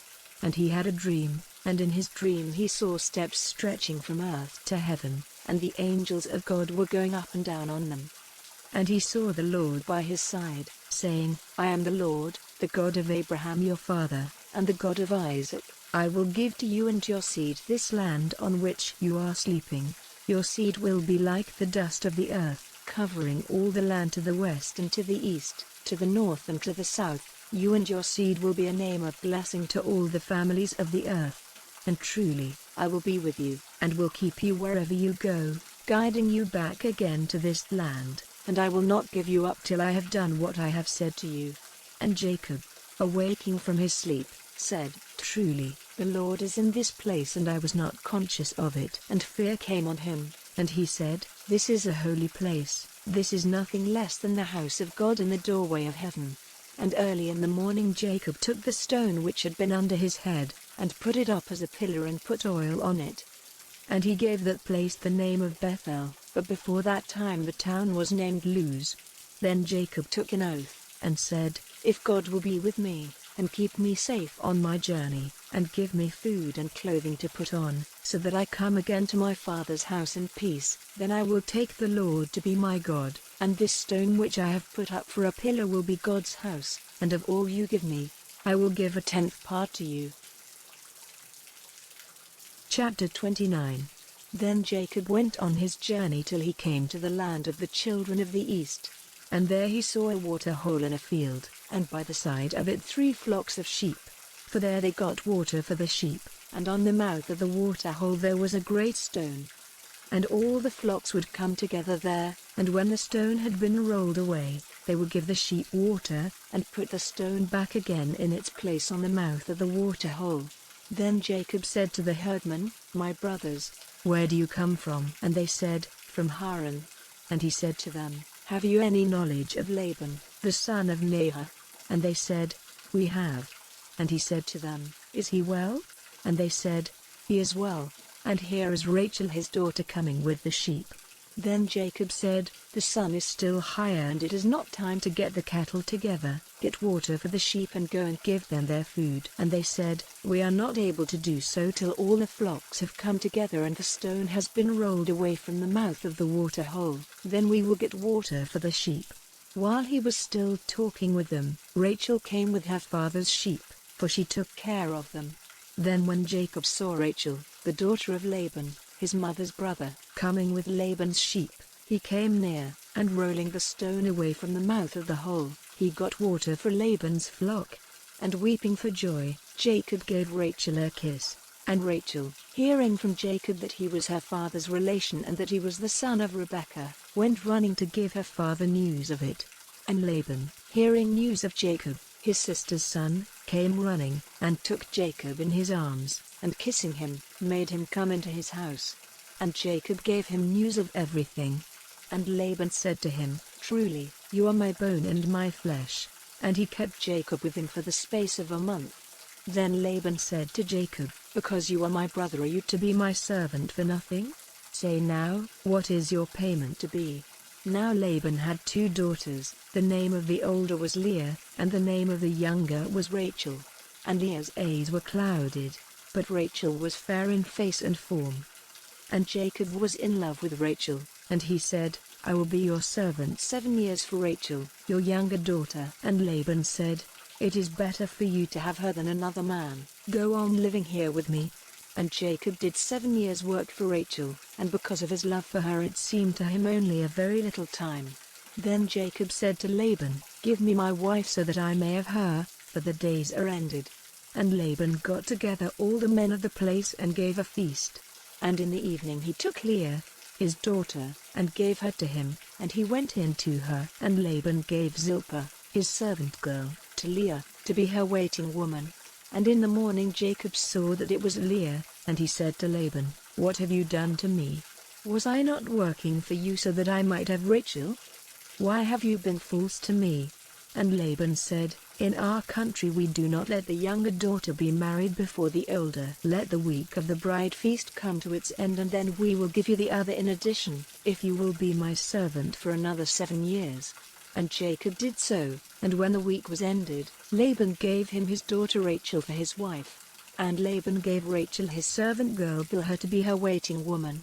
Then Jacob took Rachel as his wife, and his love for her was greater than his love for Leah. and he went on working for Laban for another 7 years. Now the Lord, seeing that Leah was not loved, gave her a child, while Rachel had no children.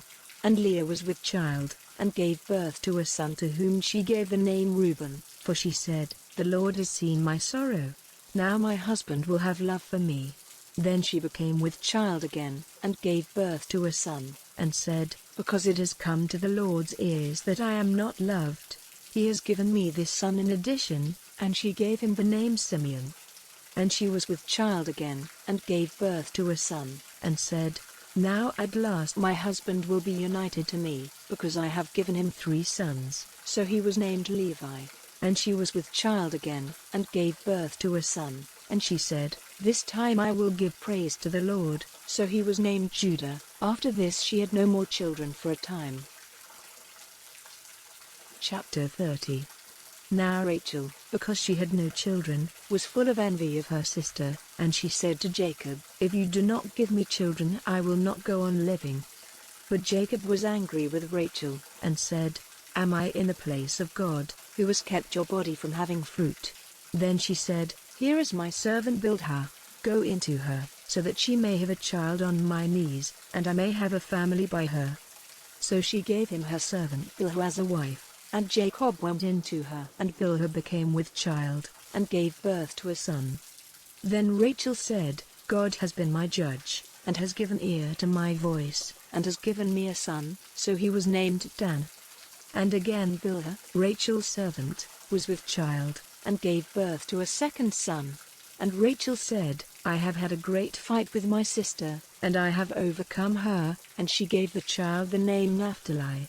When it was clear to Leah that she would have no more children for a time, she gave Zilpah, her servant, to Jacob as a wife, and Zilpah, Leah's servant, gave birth to a son. And Leah said, "It has gone well for me," and she gave him the name Gad. And Zilpah, Leah's servant, gave birth to a second son. And Leah said, "Happy am I, and all women will give witness to my joy," and she gave him the name Asher. Now at the time of the grain cutting, Reuben saw some love fruits in the field, and took them to his mother Leah. And Rachel said to her, "Let me have some of your son's love fruits." But Leah said to her, "Is it a small thing that you have taken my husband from me? And now would you take my son's love fruits?" Then Rachel said, "You may have him tonight in exchange for your son's love fruits." In the evening, when Jacob came in from the field, Leah went out to him and said, "Tonight you are to come to me, for I have given my son's love fruits as a price for you." And he went into her that night. And God gave ear to her, and she became with child, and gave Jacob a 5th son. Then Leah said, "God has made payment to me for giving my servant girl to my husband." So she gave her son the name Issachar. And again Leah became with child, and she gave Jacob a 6th son. And she said, "God has given me a good bride price. Now at last will I have my husband living with me, for I have given him 6 sons." And she gave him the name Zebulun. After that she had a daughter, to whom she gave the name Dinah. Then God gave thought to Rachel, and hearing her prayer he made her fertile. And she was with child, and gave birth to a son, and she said, "God has taken away my shame." And she gave him the name Joseph, saying, "May the Lord give me another son." Now after the birth of Joseph, Jacob said to Laban, "Let me go away to my place and my country. Give me my wives and my children, for whom I have been your servant, and let me go, for you have knowledge of all the work I have done for you." And Laban said, "If you will let me say so, do not go away, for I have seen by the signs that the Lord has been good to me because of you. Say then what your payment is to be, and I will give it." Then Jacob said, "You have seen what I have done for you, and how your cattle have done well under my care. For before I came you had little, and it has been greatly increased, and the Lord has given you a blessing in everything I have done. But when am I to do something for my family?" And Laban said, "What am I to give you?" And Jacob said, "Do not give me anything, but I will again take up the care of your flock if you will only do this for me. Let me go through all your flock today, taking out from among them all the sheep which are marked or colored or black, and all the marked or colored goats. These will be my payment, and so you will be able to put my honor to the test in time to come." If you see among my flocks any goats which are not marked or colored, or any sheep which is not black, you may take me for a thief." And Laban said, "Let it be as you say." So that day he took all the he-goats which were banded or colored, and all the she-goats which were marked or colored or had white marks, and all the black sheep, and gave them into the care of his sons, and sent them 3 days' journey away, and Jacob took care of the rest of Laban's flock. Then Jacob took young branches of trees, cutting off the skin so that the white wood was seen in bands. And he put the banded sticks in the drinking places where the flock came to get water, and they became with young when they came to the water. And because of this, the flock gave birth to young which were marked with bands of color. These lambs Jacob kept separate, and he put his flock in a place by themselves and not with Laban's flock. And whenever the stronger ones of the flock became with young, Jacob put the sticks in front of them in the drinking places, so that they might become with young when they saw the sticks. But when the flocks were feeble, he did not put the sticks before them, so that the feebler flocks were Laban's and the stronger were Jacob's. So Jacob's wealth was greatly increased. He had great flocks and women servants and men servants and camels and asses. Chapter 31.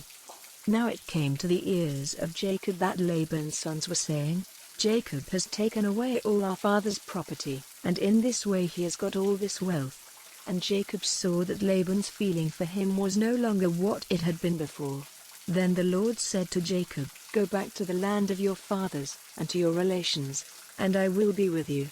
And Jacob sent for Rachel and Leah to come to him in the field among his flock. And he said to them, "It is clear to me that your father's feeling is no longer what it was to me, but the God of my father has been with me, and you have seen how I have done all in my power for your father. But your father has not kept faith with me, and 10 times he has made changes in my payment, but God has kept him from doing me damage.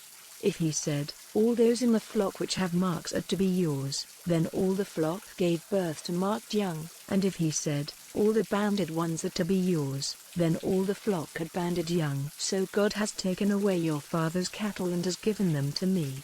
And at the time when the flock were with young, I saw in a dream that all the he-goats which were joined with the she-goats were banded and marked and colored.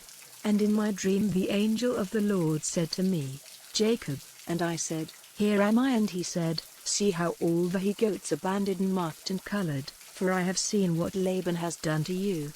I am the God of Bethel, where you put oil on the pillar and took an oath to me. Now then, come out of this land and go back to the country of your birth.' Then Rachel and Leah said to him in answer, 'What part or heritage is there for us in our father's house? Are we not as people from a strange country to him? For he took a price for us, and now it is all used up. For the wealth which God has taken from him is ours and our children's. So now, whatever God has said to you, do.' Then Jacob put his wives and his sons on camels, and sending on before him all his cattle and his property which he had got together in Paddan Aram, he made ready to go to Isaac his father in the land of Canaan. Now Laban had gone to see to the cutting of the wool of his sheep, so Rachel secretly took the images of the gods of her father's house. And Jacob went away secretly, without giving news of his flight to Laban the Aramean. So he went away with all he had, and went across the river in the direction of the hill country of Gilead. And on the 3rd day Laban had news of Jacob's flight, and taking the men of his family with him, he went after him for 7 days and overtook him in the hill country of Gilead. Then God came to Laban in a dream by night, and said to him, "Take care that you say nothing good or bad to Jacob." Now when Laban overtook him, Jacob had put up his tent in the hill country, and Laban and his brothers put up their tents in the hill country of Gilead. And Laban said to Jacob, "Why did you go away secretly, taking my daughters away like prisoners of war? Why did you make a secret of your flight, not giving me word of it, so that I might have sent you away with joy and songs, with melody and music? You did not even let me give a kiss to my sons and my daughters. This was a foolish thing to do. It is in my power to do you damage. But the God of your father came to me this night, saying, 'Take care that you say nothing good or bad to Jacob.' And now, it seems, you are going because your heart's desire is for your father's house. But why have you taken my gods?" And Jacob, in answer, said to Laban, "My fear was that you might take your daughters from me by force. As for your gods, if any one of us has them, let him be put to death.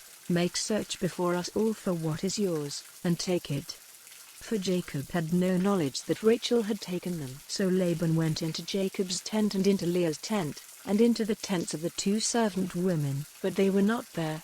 And he came out of Leah's tent and went into Rachel's. Now Rachel had taken the images, and had put them in the camel's basket, and was seated on them. And Laban, searching through all the tent, did not come across them.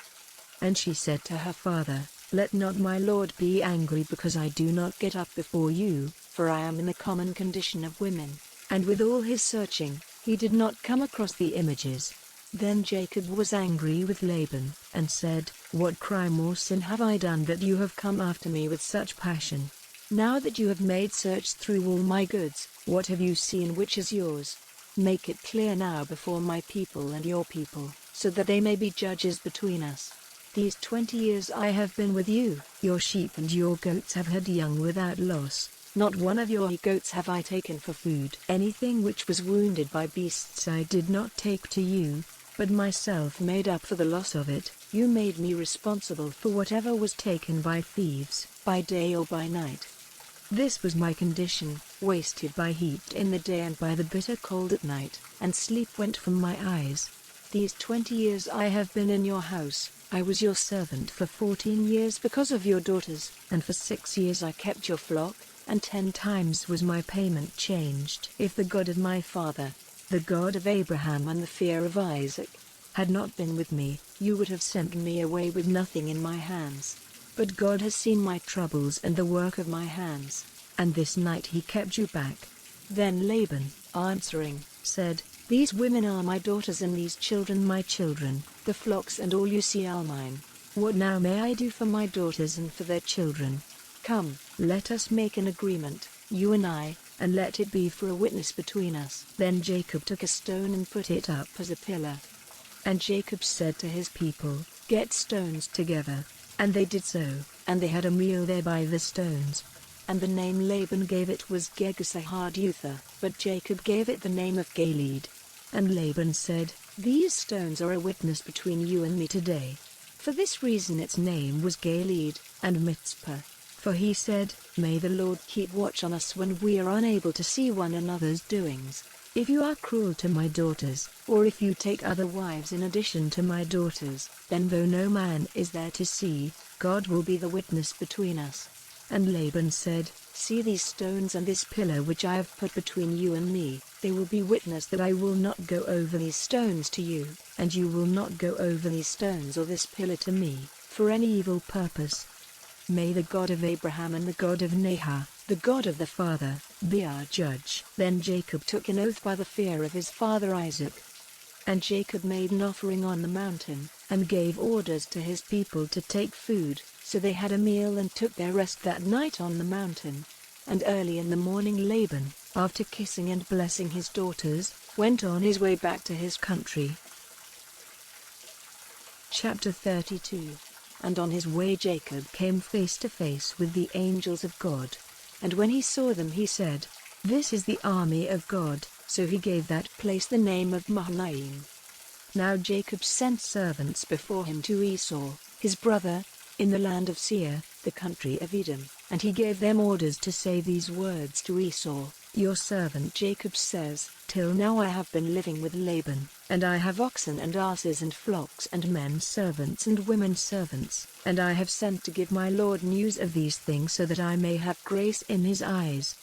When the servants came back they said, "We have seen your brother Esau and he is coming out to you, and 400 men with him." Then Jacob was in great fear and trouble of mind, and he put all the people and the flocks and the herds and the camels into 2 groups, and said, "If Esau, meeting one group, makes an attack on them, the others will get away safely."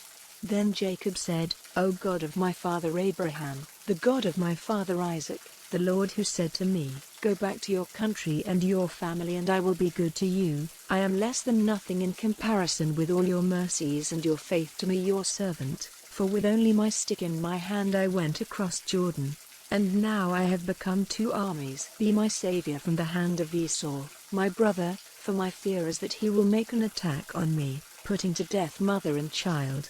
And you said, truly, I will be good to you, and make your seed like the sand of the sea which may not be numbered.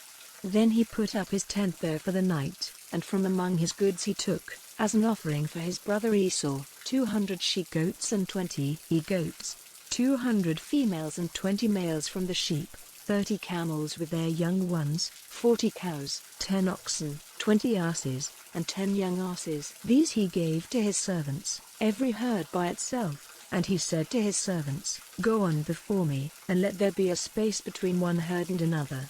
And he gave orders to the first, saying, When my brother Esau comes to you and says, Whose servant are you?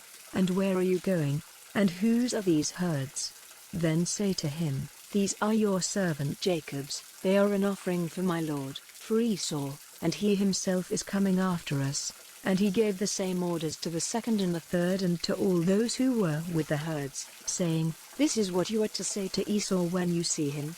And you are to say further, Jacob, your servant, is coming after us. For he said to himself, I will take away his wrath by the offering which I have sent on, and then I will come before him. It may be that I will have grace in his eyes. So the servants with the offerings went on in front, and he himself took his rest that night in the tents with his people. And in the night he got up, and taking with him his 2 wives and the 2 servant women and his 11 children, he went over the river Jabbok. He took them and sent them over the stream with all he had. Then Jacob was by himself, and a man was fighting with him till dawn. But when the man saw that he was not able to overcome Jacob, he gave him a blow in the hollow part of his leg, so that his leg was damaged. And he said to him, Let me go now, for the dawn is near. But Jacob said, I will not let you go till you have given me your blessing. Then he said, What is your name? And he said, Jacob. And he said, Your name will no longer be Jacob, but Israel, for in your fight with God and with men you have overcome. Then Jacob said, What is your name? And he said, What is my name to you? Then he gave him a blessing. And Jacob gave that place the name of Peniel, saying, I have seen God face to face, and still I am living. And while he was going past Peniel, the sun came up. And he went with unequal steps because of his damaged leg. For this reason the children of Israel, even today, never take that muscle in the hollow of the leg as food, because the hollow of Jacob's leg was touched. Chapter 33. Then Jacob, lifting up his eyes, saw Esau coming with his 400 men. So he made a division of the children between Leah and Rachel and the 2 women servants. He put the servants and their children in front, Leah and her children after them, and Rachel and Joseph at the back.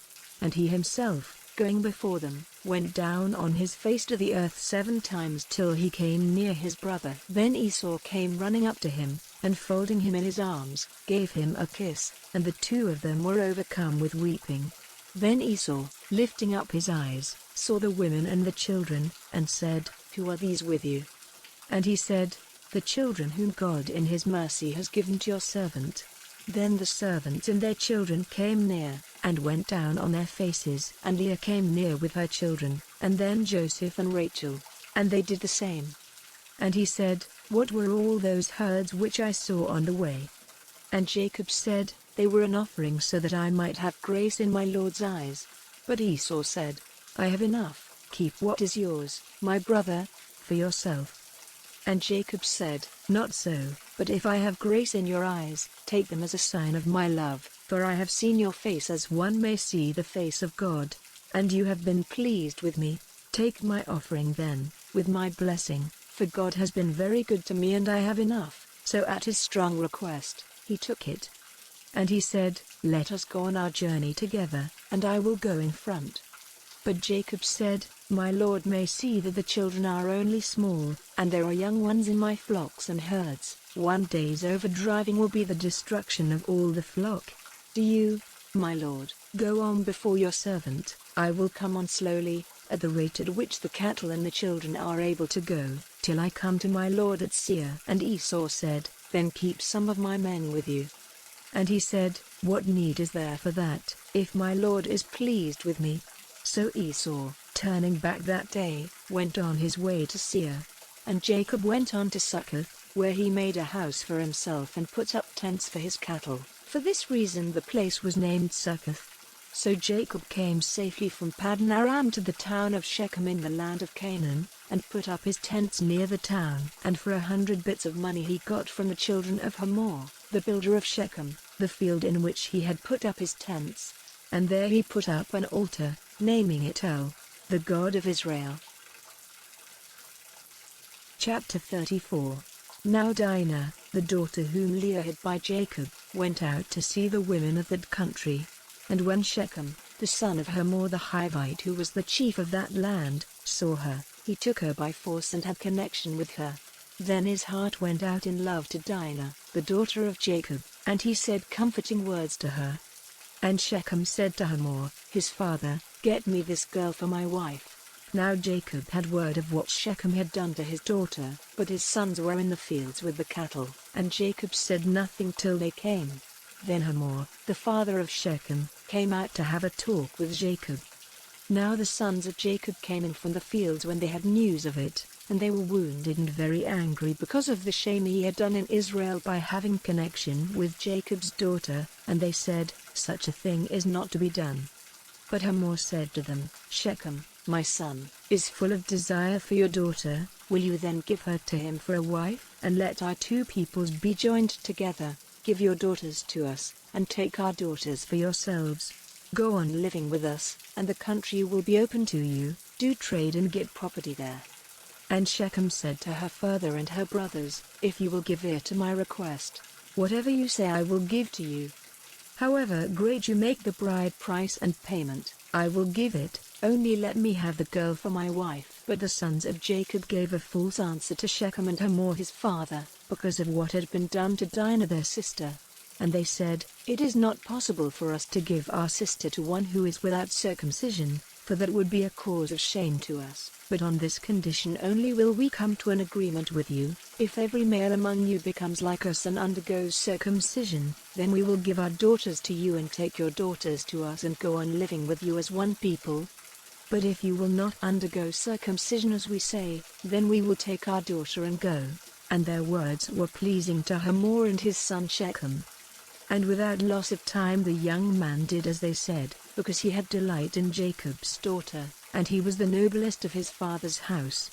Then Hamor and Shechem, his son, went to the meeting place of their town, and said to the men of the town, "It is the desire of these men to be at peace with us. Let them then go on living in this country and doing trade here. For the country is wide open before them. Let us take their daughters as wives and let us give them our daughters. But these men will make an agreement with us to go on living with us and to become one people, only on the condition that every male among us undergoes circumcision as they have done.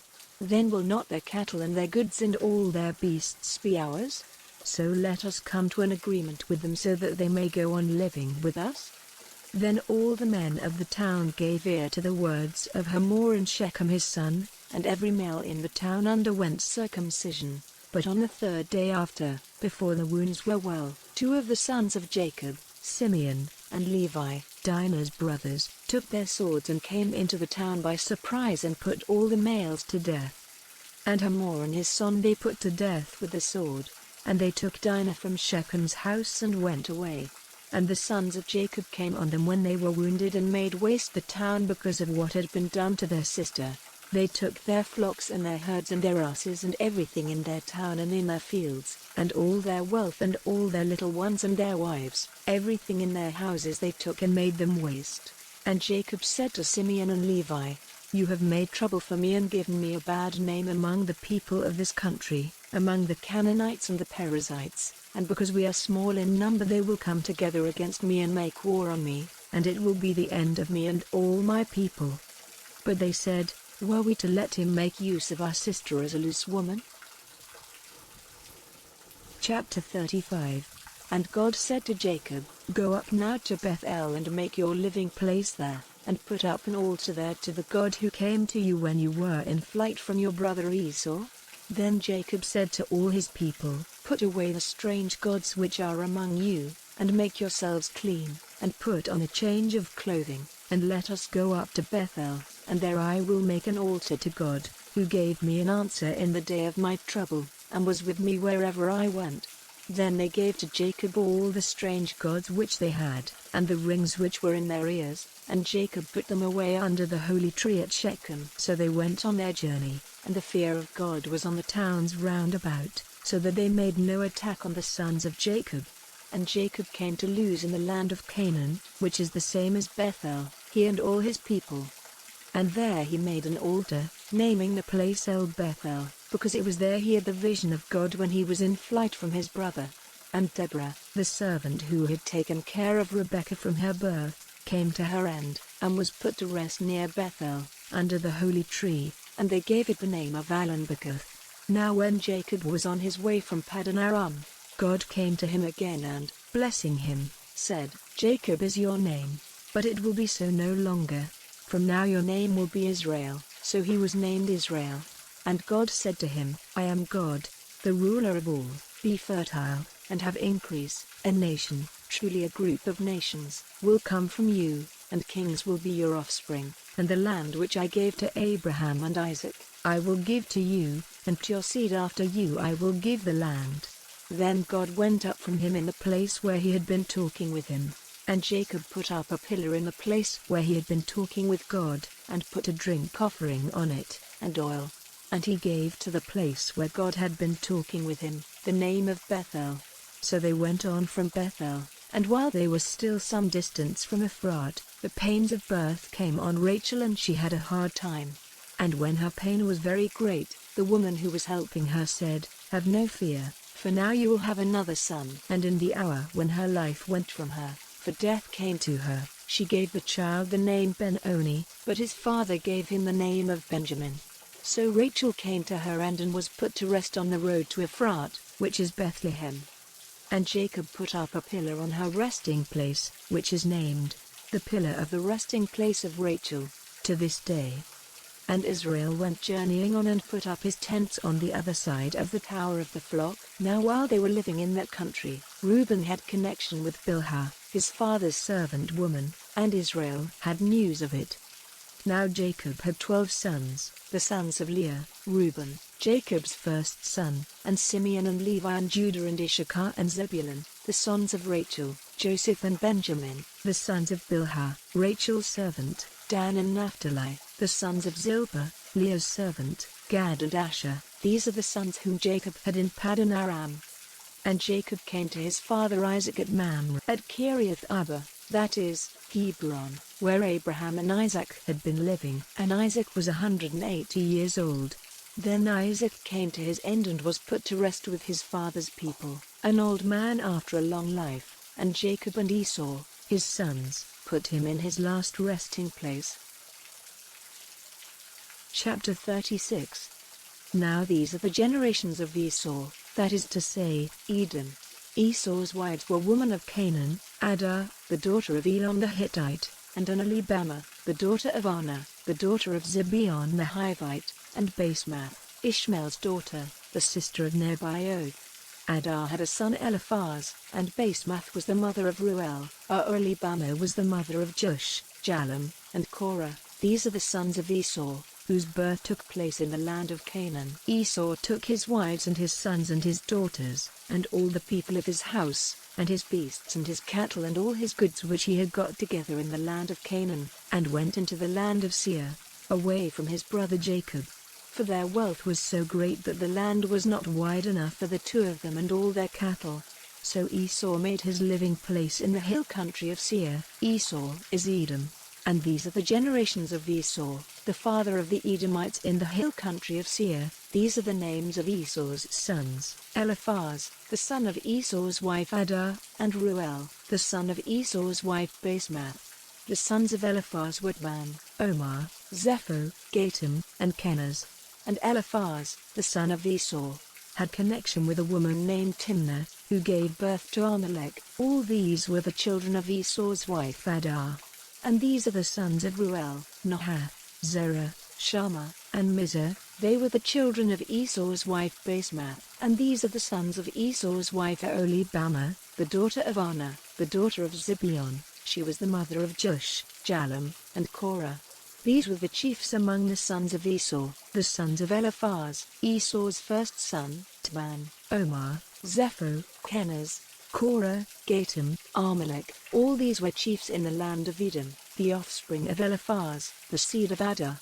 And these are the sons of Esau's son Ruel, Nahath, Zerah, Shammah, Mizah. These were the chiefs of Ruel in the land of Edom, the children of Esau's wife Basemath. And these are the sons of Esau's wife Aholibamah, Jush, Jalam, and Korah. These were the chiefs who came from Esau's wife Aholibamah, daughter of Anah. These were the sons of Esau, that is, Edom, and these were their chiefs. These are the sons of Seir the Horite who were living in that country: Ladan, Shobal, Zibeon, Anah, Dissan, Ezer, and Dissan. These are the chiefs of the Horites, offspring of Seir in the land of Edom. The children of Ladan were Hori and Hemam. Ladan's sister was Timnah. And these are the children of Shobal: Alvan, Manahath, Ebal, Shepho, and Onam. And these are the children of Zibeon, Ir and Anah, that same Anah who made the discovery of the water springs in the wasteland, when he was looking after the asses of his father Zibeon. And these are the children of Anah, Dissan and Aholibamah his daughter. These are the children of Dissan, Hemdan, Eshban, Ithran, and Keran. These are the children of Ezer, Bilhan, Zavan, and Arkan. These are the children of Dissan, Uz and Aran. These were the Horite chiefs: Ladan, Shobal, Zibeon, Anah, Dissan, Ezer, and Dissan. Such were the Horite chiefs in their order in the land of Seir. And these are the kings who were ruling in the land of Edom before there was any king over the children of Israel. Bela, son of Beer, was king in Edom, and the name of his chief town was Dinhabah. At his death, Jobab, son of Zerah of Bozrah, became king in his place. And at the death of Jobab, Husham, from the country of the Temanites, became king in his place. And at the death of Husham, Hadad, son of Bedad, who overcame the Midianites in the field of Moab, became king. His chief town was named Avith. And at the death of Hadad, Samlah of Masrekah became king. And at the death of Samlah, Shaul of Rehoboth by the river became king in his place. And at the death of Shaul, Baal-Hanan, son of Achbor, became king. And at the death of Baal-Hanan, Hadar became king in his place. His chief town was named Paul, and his wife's name was Mehetabel. She was the daughter of Matred, the daughter of Mezahab. These are the names of the chiefs of Esau in the order of their families and their places: Timnah, Alva, Jetheth, Aholibamah, Ela, Pinion, Kenaz, Tban, Mibzar, Magdiel, Iram. These are the Edomite chiefs, in their places in their heritage. This is Esau, the father of the Edomites.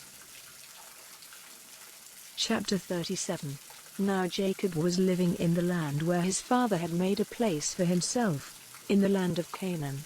These are the generations of Jacob. Joseph, a boy 17 years old, was looking after the flock, together with his brothers, the sons of Bilhah and Zilpah, his father's wives, and Joseph gave their father a bad account of them. Now the love which Israel had for Joseph was greater than his love for all his other children, because he got him when he was an old man, and he had a long coat made for him. And because his brothers saw that Joseph was dearer to his father than all the others, they were full of hate for him, and would not say a kind word to him. Now Joseph had a dream, and he gave his brothers an account of it, which made their hate greater than ever.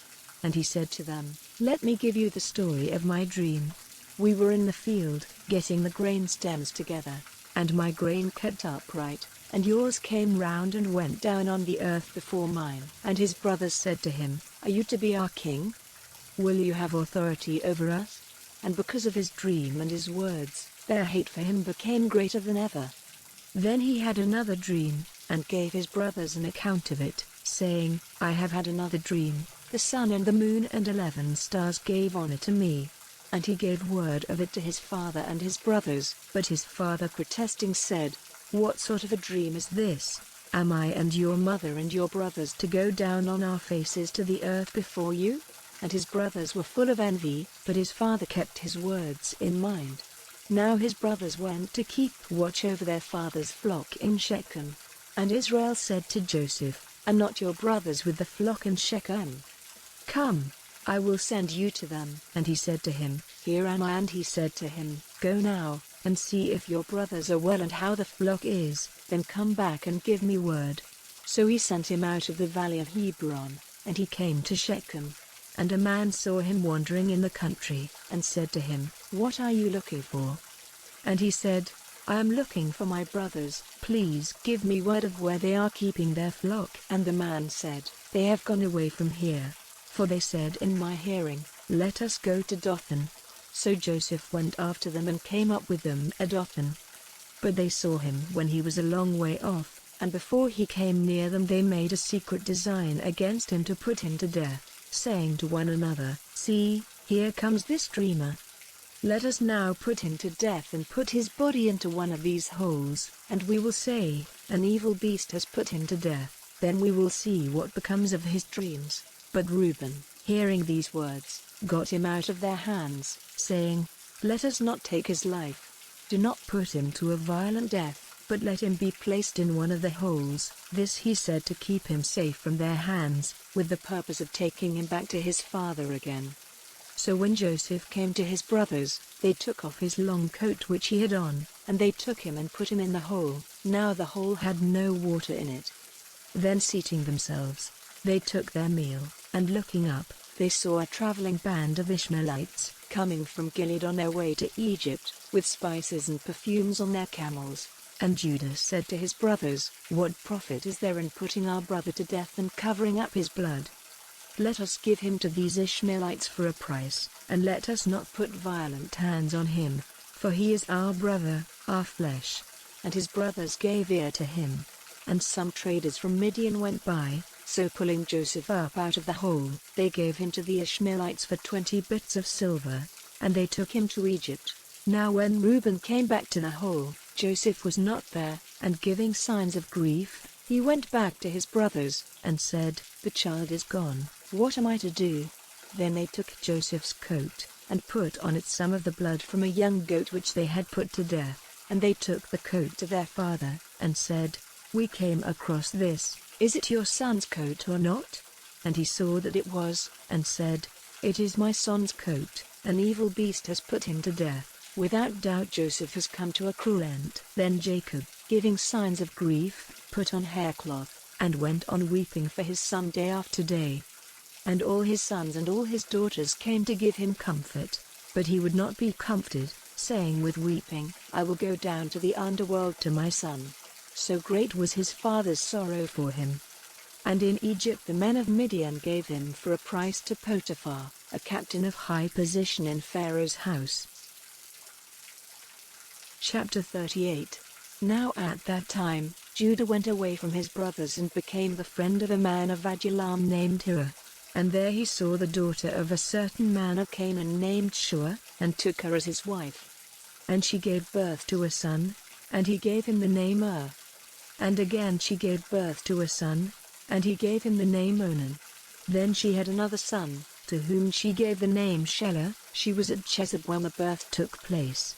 And Judah took a wife for his first son and her name was Tamar. Now Judah's first son, did evil in the eyes of the Lord, so that he put him to death.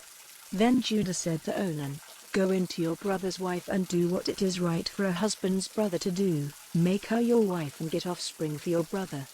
But Onan, seeing that the offspring would not be his, went into his brother's wife, but let his seed go on to the earth, so that he might not get offspring for his brother. And what he did was evil in the eyes of the Lord, so that he put him to death, like his brother. Then Judah said to Tamar, his daughter-in-law, Go back to your father's house and keep yourself as a widow till my son Shelah becomes a man. For he had in his mind the thought that death might come to him as it had come to his brothers. So Tamar went back to her father's house. And after a time, Bathshua, Judah's wife, came to her end, and after Judah was comforted for her loss, he went to Timnah, where they were cutting the wool of his sheep, and his friend Hira of Adullam went with him. And when Tamar had news that her father-in-law was going up to Timnah to the wool cutting, she took off her widow's clothing, and covering herself with her veil, she took her seat near Enaim on the road to Timnah, for she saw that Shelah was now a man, but she had not been made his wife. When Judah saw her, he took her to be a loose woman of the town, because her face was covered. And turning to her by the roadside, he said to her, "Let me come in to you." For he had no idea that she was his daughter-in-law. And she said, "What will you give me as my price?" And he said, "I will give you a young goat from the flock." And she said, "What will you give me as a sign till you send it?" And he said, "What would you have?" And she said, "Your ring and its cord and the stick in your hand." So he gave them to her and went in to her, and she became with child by him. Then she got up and went away and took off her veil and put on her widow's clothing. Then Judah sent his friend Hira with the young goat, to get back the things which he had given as a sign to the woman, but she was not there. And he put questions to the men of the place, saying, "Where is the loose woman who was in Nain by the wayside?" And they said, "There was no such woman there." So he went back to Judah, and said, "I have not seen her." And the men of the place say that there is no such woman there. And Judah said, "Let her keep the things, so that we may not be shamed. I sent the young goat, but you did not see the woman." Now about 3 months after this, word came to Judah that Tamar, his daughter-in-law, had been acting like a loose woman and was with child. And Judah said, "Take her out and let her be burned." And while she was being taken out, she sent word to her father-in-law, saying, "The man whose property these things are, is the father of my child. Say then, whose are this ring and this cord and this stick?" Then Judah said openly that they were his, and said, "She is more upright than I am, for I did not give her to Shelah my son." And he had no more connection with her. And when the time came for her to give birth, it was clear that there were 2 children in her body. And while she was in the act of giving birth, one of them put out his hand, and the woman who was with her put a red thread round his hand, saying, "This one came out first." But then he took his hand back again, and his brother came first to birth, and the woman said, "What an opening you have made for yourself." So he was named Perez. And then his brother came out, with the red thread round his hand, and he was named Zerah. Chapter 39. Now Joseph was taken down to Egypt, and Potiphar the Egyptian, a captain of high position in Pharaoh's house, got him for a price from the Ishmaelites who had taken him there. And the Lord was with Joseph, and he did well, and he was living in the house of his master the Egyptian. And his master saw that the Lord was with him, making everything he did go well.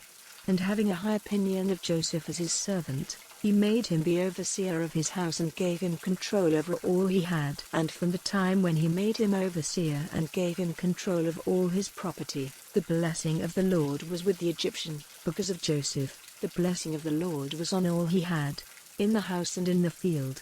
And he gave Joseph control of all his property, keeping no account of anything, but only the food which was put before him. Now Joseph was very beautiful in form and face.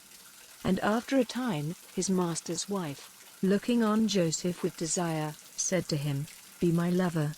But he would not, and said to her, "You see that my master keeps no account of what I do in his house, and has put all his property in my control, so that no one has more authority in this house than I have. He has kept nothing back from me but you, because you are his wife.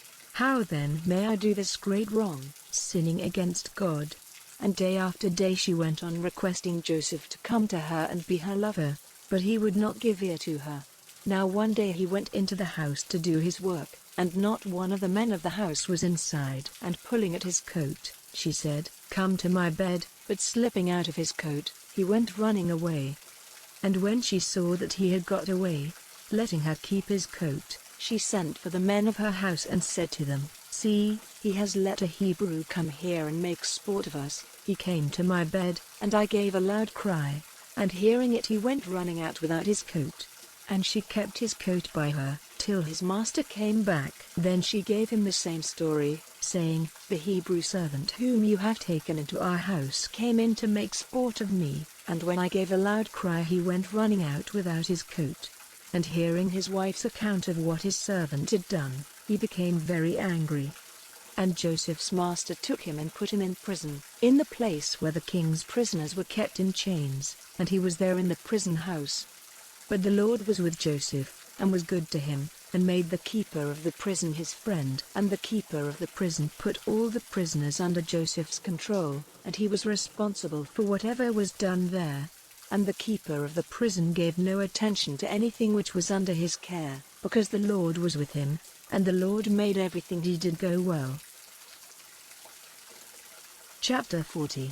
Now after these things the chief servant who had the care of the wine, and the chief bread maker in Pharaoh's house, did something against Pharaoh's orders, and Pharaoh was angry with his two servants, with the chief wine servant and the chief bread maker, and he put them in prison under the care of the captain of the army, in the same prison where Joseph himself was shut up. And the captain put them in Joseph's care, and he did what was needed for them. And they were kept in prison for some time. And these two had a dream on the same night, the chief wine servant and the chief bread maker of the king of Egypt, who were in prison. The two of them had dreams with a special sense. And in the morning when Joseph came to them he saw that they were looking sad. And he said to the servants of Pharaoh who were in prison with him, "Why are you looking so sad?" Then they said to him, "We have had a dream, and no one is able to give us the sense." And Joseph said, "Does not the sense of dreams come from God? What was your dream?" Then the chief wine servant gave Joseph an account of his dream, and said, "In my dream I saw a vine before me, and on the vine were 3 branches, and it seemed as if it put out buds and flowers, and from them came grapes ready for cutting. And Pharaoh's cup was in my hand. And I took the grapes and crushing them into Pharaoh's cup, gave the cup into Pharaoh's hand." Then Joseph said, "This is the sense of your dream. The 3 branches are 3 days. After 3 days Pharaoh will give you honor, and put you back into your place. And you will give him his cup as you did before, when you were his wine servant. But keep me in mind when things go well for you, and be good to me and say a good word for me to Pharaoh and get me out of this prison. For truly I was taken by force from the land of the Hebrews, and I have done nothing for which I might be put in prison." Now when the chief bread maker saw that the first dream had a good sense, he said to Joseph, "I had a dream, and in my dream there were 3 baskets of white bread on my head, and in the top basket were all sorts of cooked meats for Pharaoh, and the birds were taking them out of the baskets on my head." Then Joseph said, "This is the sense of your dream. The 3 baskets are 3 days. After 3 days Pharaoh will take you out of prison, hanging you on a tree, so that your flesh will be food for birds." Now the 3rd day was Pharaoh's birthday, and he gave a feast for all his servants, and he gave honor to the chief wine servant and the chief bread maker among the others. And he put the chief wine servant back in his old place, and he gave the cup into Pharaoh's hand. But the chief bread maker was put to death by hanging, as Joseph had said. But the wine servant did not keep Joseph in mind or give a thought to him. Chapter 41. Now after 2 years had gone by, Pharaoh had a dream, and in his dream he was by the side of the Nile, and out of the Nile came 7 cows, good-looking and fat, and their food was the river grass. And after them 7 other cows came out of the Nile, poor-looking and thin, and they were by the side of the other cows. And the 7 thin cows made a meal of the 7 fat cows. Then Pharaoh came out of his sleep, but he went to sleep again and had a second dream, in which he saw 7 heads of grain, full and good, all on one stem. And after them came up 7 other heads, thin and wasted by the east wind. And the 7 thin heads made a meal of the good heads. And when Pharaoh was awake he saw it was a dream. And in the morning his spirit was troubled, and he sent for all the wise men of Egypt and all the holy men, and put his dream before them. But no one was able to give him the sense of it. Then the chief wine servant said to Pharaoh, "The memory of my sin comes back to me now." Pharaoh had been angry with his servants, and had put me in prison in the house of the captain of the army, together with the chief bread maker, and we had a dream on the same night, the 2 of us, and the dreams had a special sense. And there was with us a young Hebrew, the captain's servant, and when we put our dreams before him, he gave us the sense of them. And it came about as he said. I was put back in my place, and the bread maker was put to death by hanging. Then Pharaoh sent for Joseph, and they took him quickly out of prison, and when his hair had been cut and his dress changed, he came before Pharaoh. And Pharaoh said to Joseph, I have had a dream, and no one is able to give me the sense of it. Now it has come to my ears that you are able to give the sense of a dream when it is put before you." Then Joseph said, "Without God there will be no answer of peace for Pharaoh." Then Pharaoh said, "In my dream I was by the side of the Nile, and out of the Nile came 7 cows, fat and good-looking, and their food was the river grass. Then after them came 7 other cows, very thin and poor-looking, worse than any I ever saw in the land of Egypt, and the thin cows made a meal of the 7 fat cows who came up first, and even with the fat cows inside them they seemed as bad as before. And so I came out of my sleep, and again in a dream I saw 7 heads of grain, full and good, coming up on one stem, and then I saw 7 other heads, dry, thin, and wasted by the east wind, coming up after them, and the 7 thin heads made a meal of the 7 good heads, and I put this dream before the wise men, but not one of them was able to give me the sense of it." Then Joseph said, "These 2 dreams have the same sense. God has made clear to Pharaoh what he is about to do. The 7 fat cows are 7 years, and the 7 good heads of grain are 7 years. The 2 have the same sense. The 7 thin and poor-looking cows who came up after them are 7 years, and the 7 heads of grain, dry and wasted by the east wind, are 7 years when there will be no food. As I said to Pharaoh before, God has made clear to him what he is about to do. 7 years are coming in which there will be great wealth of grain in Egypt, and after that will come 7 years when there will not be enough food, and the memory of the good years will go from men's minds, and the land will be made waste by the bad years, and men will have no memory of the good time because of the need which will come after, for it will be very bitter." And this dream came to Pharaoh twice, because this thing is certain, and God will quickly make it come about. And now let Pharaoh make search for a man of wisdom and good sense, and put him in authority over the land of Egypt. Let Pharaoh do this, and let him put overseers over the land of Egypt to put in store a 5th part of the produce of the land in the good years. And let them get together all the food in those good years and make a store of grain under Pharaoh's control for the use of the towns, and let them keep it, and let that food be kept in store for the land till the 7 bad years which are to come in Egypt, so that the land may not come to destruction through need of food. And this seemed good to Pharaoh and to all his servants. Then Pharaoh said to his servants, "Where may we get such a man as this, a man in whom is the Spirit of God?" And Pharaoh said to Joseph, "Seeing that God has made all this clear to you, there is no other man of such wisdom and good sense as you. You, then, are to be over my house, and all my people will be ruled by your word. Only as king will I be greater than you." And Pharaoh said to Joseph, "See, I have put you over all the land of Egypt." Then Pharaoh took off his ring from his hand and put it on Joseph's hand, and he had him clothed with the best linen, and put a chain of gold round his neck, and he made him take his seat in the second of his carriages, and they went before him crying, "Make way." So he made him ruler over all the land of Egypt.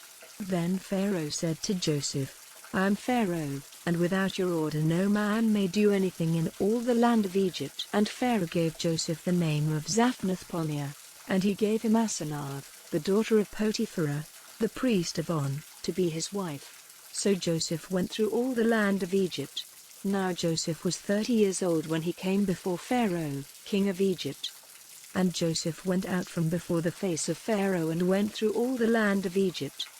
Now in the 7 good years the earth gave fruit in masses, and Joseph got together all the food of those 7 years, and made a store of food in the towns. The produce of the fields round every town was stored up in the town.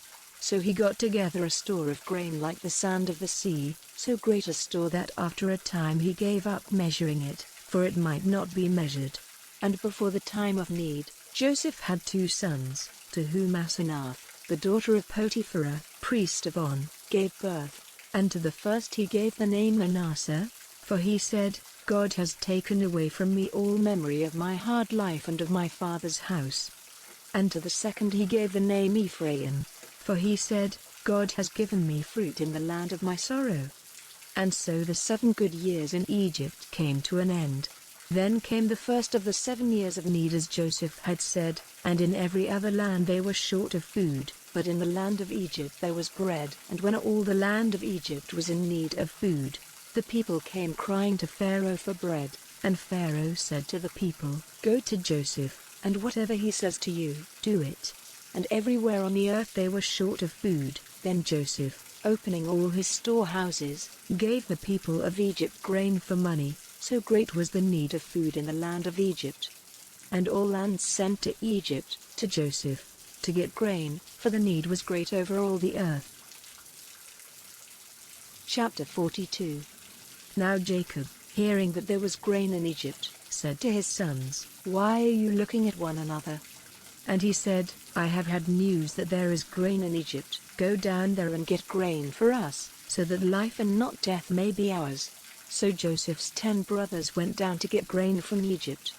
But Jacob did not send Benjamin, Joseph's brother, with them, for fear, as he said, that some evil might come to him. And the sons of Israel came with all the others to get grain, for they were very short of food in the land of Canaan. Now Joseph was ruler over all the land, and it was he who gave out the grain to all the people of the land. And Joseph's brothers came before him and went down on their faces to the earth. And when Joseph saw his brothers, it was clear to him who they were. But he made himself strange to them, and talking roughly to them, said, "Where do you come from?" And they said, "From the land of Canaan, to get food." Now though Joseph saw that these were his brothers, they had no idea who he was. Then the memory of his dreams about them came back to Joseph, and he said to them, "You have come secretly to see how poor the land is." And they said to him, "Not so, my lord, your servants have come with money to get food. We are all one man's sons. We are true men, we have not come with any secret purpose." And he said to them, "No, but you have come to see how poor the land is." Then they said, "We your servants are 12 brothers, sons of one man in the land of Canaan. The youngest of us is now with our father, and one is dead." And Joseph said, "It is as I said, you have come with some secret purpose, but in this way will you be put to the test, by the life of Pharaoh. You will not go away from this place till your youngest brother comes here. Send one of your number to get your brother, and the rest of you will be kept in prison, so that your words may be tested to see if you are true. If not, by the life of Pharaoh, your purpose is certainly secret." So he put them in prison for 3 days. And on the 3rd day Joseph said to them, "Do this, if you would keep your lives, for I am a God-fearing man. If you are true men, let one of you be kept in prison, while you go and take grain for the needs of your families, and come back to me with your youngest brother, so that your words may be seen to be true, and you will not be put to death. This is what you are to do." And they said to one another, "Truly, we did wrong to our brother, for we saw his grief of mind, and we did not give ear to his prayers. That is why this trouble has come on us." And Reuben said to them, "Did I not say to you, did the child no wrong? But you gave no attention, so now, punishment has come on us for his blood." They were not conscious that the sense of their words was clear to Joseph, for he had been talking to them through one who had knowledge of their language.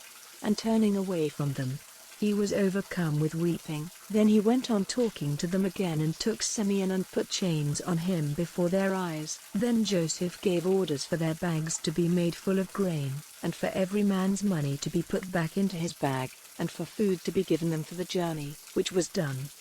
Then they put the bags of grain on their asses and went away. Now at their night's resting place one of them, opening his bag to give his ass some food, saw his money in the mouth of the bag. And he said to his brothers, "My money has been given back. It is in my bag." Then their hearts became full of fear, and turning to one another they said, "What is this which God has done to us?" So when they came to Jacob their father, in the land of Canaan, they gave him an account of all their experiences, saying, "The man who is the ruler of the country was rough with us and put us in prison, saying that we had come with a secret evil purpose. And we said to him, 'We are true men. We have no evil designs. We are 12 brothers, sons of our father. One is dead, and the youngest is now with our father in the land of Canaan.' And the ruler of the land said, 'In this way I may be certain that you are true men. Let one of you be kept here with me, while you go and take grain for the needs of your families, and come back to me with your youngest brother, then I will be certain that you are true men. And I will give your brother back to you and let you do trade in the land." And when they took the grain out of their bags, it was seen that every man's parcel of money was in his bag. And when they and their father saw the money, they were full of fear.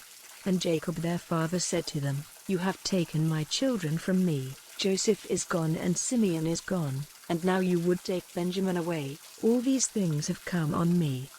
And Reuben said, "Put my 2 sons to death if I do not come back to you with him. Let him be in my care and I will give him safely back to you." And he said, "I will not let my son go down with you, for his brother is dead and he is all I have. If evil overtakes him on the journey, then through you will my gray head go down to the underworld in sorrow." Chapter 43. Now the land was in bitter need of food. And when the grain which they had got in Egypt was all used up, their father said to them, "Go again and get us a little food." And Judah said to him, "The man said to us with an oath, 'You are not to come before me again without your brother.' If you will let our brother go with us, we will go down and get food. But if you will not send him, we will not go down, for the man said to us, 'You are not to come before me if your brother is not with you.'" And Israel said, "Why were you so cruel to me as to say to him that you had a brother?" And they said, "The man put a number of questions to us about ourselves and our family, saying, 'Is your father still living? Have you another brother?' And we had to give him answers. How were we to have any idea that he would say, 'Come back with your brother'?" Then Judah said to Israel, his father, "Send the boy with me, and let us be up and going, so that we and you and our little ones may not come to destruction. Put him into my care and make me responsible for him, if I do not give him safely back to you. Let mine be the sin forever. Truly, if we had not let the time go by, we might have come back again by now." Then their father Israel said to them, "If it has to be so, then do this: take of the best fruits of the land in your vessels to give the man, perfumes and honey and spices and nuts, and take twice as much money with you, that is to say, take back the money which was put in your bags, for it may have been an error, and take your brother and go back to the man, and may God, the ruler of all, give you mercy before the man, so that he may give you back your other brother and Benjamin. If my children are to be taken from me, there is no help for it." So they took what their father said for the man, and twice as much money in their hands, and Benjamin, and went on their journey to Egypt, and came before Joseph. And when Joseph saw Benjamin, he said to his chief servant, "Take these men into my house, and make ready a meal, for they will take food with me in the middle of the day." And the servant did as Joseph said, and took the men into Joseph's house. Now the men were full of fear because they had been taken into Joseph's house, and they said, "It is because of the money which was put back in our bags the first time. He is looking for something against us, so that he may come down on us and take us and our asses for his use." So they went up to Joseph's chief servant at the door of the house, and said, "O my lord, we only came down the first time to get food, and when we came to our night's resting place, on opening our bags we saw that every man's money was in the mouth of his bag, all our money in full weight, and we have it with us to give it back, as well as more money, with which to get food. We have no idea who put our money in our bags." Then the servant said, "Peace be with you, have no fear, your God, even the God of your father, has put wealth in your bags for you. I had your money." Then he let Simeon come out to them. And the servant took them into Joseph's house, and gave them water for washing their feet, and he gave their asses food. And they got ready the things for Joseph before he came in the middle of the day. The word was given to them that they were to have a meal there. And when Joseph came in, they gave him the things which they had for him, and went down to the earth before him. And he said, "How are you? Is your father well? The old man of whom you were talking to me, is he still living?" And they said, "Your servant, our father, is well, he is still living."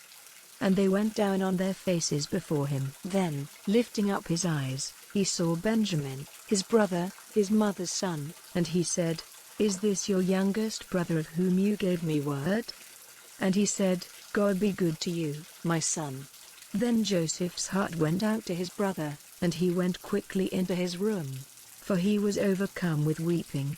Then, after washing his face, he came out, and controlling his feelings said, "Put food before us." And they put a meal ready for him by himself, and for them by themselves, and for the Egyptians who were with him by themselves, because the Egyptians may not take food with the Hebrews, for that would make them unclean. And they were all given their seats before him in order of birth, from the oldest to the youngest, so that they were looking at one another in wonder. And Joseph sent food to them from his table, but he sent 5 times as much to Benjamin as to any of the others, and they took wine freely with him. Chapter 44. Then he gave orders to the servant who was over his house, saying, "Put as much food into the men's bags as will go into them, and put every man's money in the mouth of his bag, and put my cup, my silver cup, in the youngest one's bag, with his money." So he did as Joseph said. And at dawn the men, with their asses, were sent away. And when they had gone only a little way out of the town, Joseph said to the servant who was over his house, "Go after them, and when you overtake them, say to them, 'Why have you done evil in reward for good? Is not this the cup from which my Lord takes wine and by which he gets knowledge of the future? Truly, you have done evil.'" So he overtook them and said these words to them. And they said to him, "Why does my Lord say such words as these? Far be it from your servants to do such a thing. See, the money which was in the mouth of our bags we gave back to you when we came again from Canaan. How then might we take silver or gold from your Lord's house? If it comes to light that any of your servants has done this, let him be put to death, and we will be your Lord's servants." And he said, "Let it be as you say, he in whose bag it is seen will become my servant, and you will not be responsible." Then every man quickly got his bag down and undid it. And he made a search, starting with the oldest and ending with the youngest, and the cup was in Benjamin's bag. Then in bitter grief they put the bags on the asses again and went back to the town. So Judah and his brothers came to Joseph's house, and he was still there, and they went down on their faces before him. And Joseph said, "What is this thing which you have done? Had you no thought that such a man as I would have power to see what is secret?" And Judah said, "What are we to say to my Lord? How may we put ourselves right in his eyes? God has made clear the sin of your servants. Now we are in your hands, we and the man in whose bag your cup was seen." Then he said, "Far be it from me to do so, but the man who had my cup will be my servant, and you may go back to your father in peace." Then Judah came near him, and said, "Let your servant say a word in my Lord's ears, and let not your wrath be burning against your servant. For you are in the place of Pharaoh to us." My Lord said to his servants, "Have you a father or a brother?" And we said to my Lord, "We have an old father and a young child, whom he had when he was old. His brother is dead and he is the only son of his mother, and is very dear to his father. And you said to your servants, 'Let him come down to me with you, so that I may see him.' And we said to my Lord, 'His father will not let him go, for if he went away his father would come to his death.' But you said to your servants, 'If your youngest brother does not come with you, you will not see my face again.' And when we went back to your servant, our father, we gave him an account of my Lord's words. And our father said, 'Go again and get us a little food.' And we said, 'Only if our youngest brother goes with us will we go down. For we may not see the man's face again if our youngest brother is not with us.' And our father said to us, 'You have knowledge that my wife gave me 2 sons, the one went away from me, and I said, Truly he has come to a violent death, and from that time I have not seen him. If now you take this one from me, and some evil comes to him, you will make my gray head go down in sorrow to the underworld. If then I go back to your servant, my father, without the boy, because his life and the boy's life are one, when he sees that the boy is not with us, he will come to his death, and our father's gray head will go down in sorrow to the underworld. For I made myself responsible for the boy to my father, saying, If I do not give him safely back to you, let mine be the sin forever. So now let me be my Lord's servant here in place of the boy, and let him go back with his brothers. For how may I go back to my father without the boy, and see the evil which will come on my father?" Chapter 45. Then Joseph, unable to keep back his feelings before those who were with him, gave orders for everyone to be sent away, and no one was present when he made clear to his brothers who he was. And so loud was his weeping, that it came to the ears of the Egyptians and all Pharaoh's house. And Joseph said to his brothers, I am Joseph, is my father still living?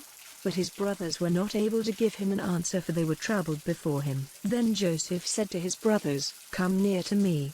And they came near, and he said, I am Joseph your brother, whom you sent into Egypt. Now do not be troubled or angry with yourselves for sending me away, because God sent me before you to be the savior of your lives. For these 2 years have been years of need, and there are still 5 more years to come in which there will be no plowing or cutting of grain. God sent me before you to keep you and yours living on earth so that you might become a great nation. So now it was not you who sent me here, but God, and he has made me as a father to Pharaoh, and lord of all his house, and ruler over all the land of Egypt. Now go quickly to my father, and say to him, Your son Joseph says, God has made me ruler over all the land of Egypt. Come down to me straight away. The land of Goshen will be your living place.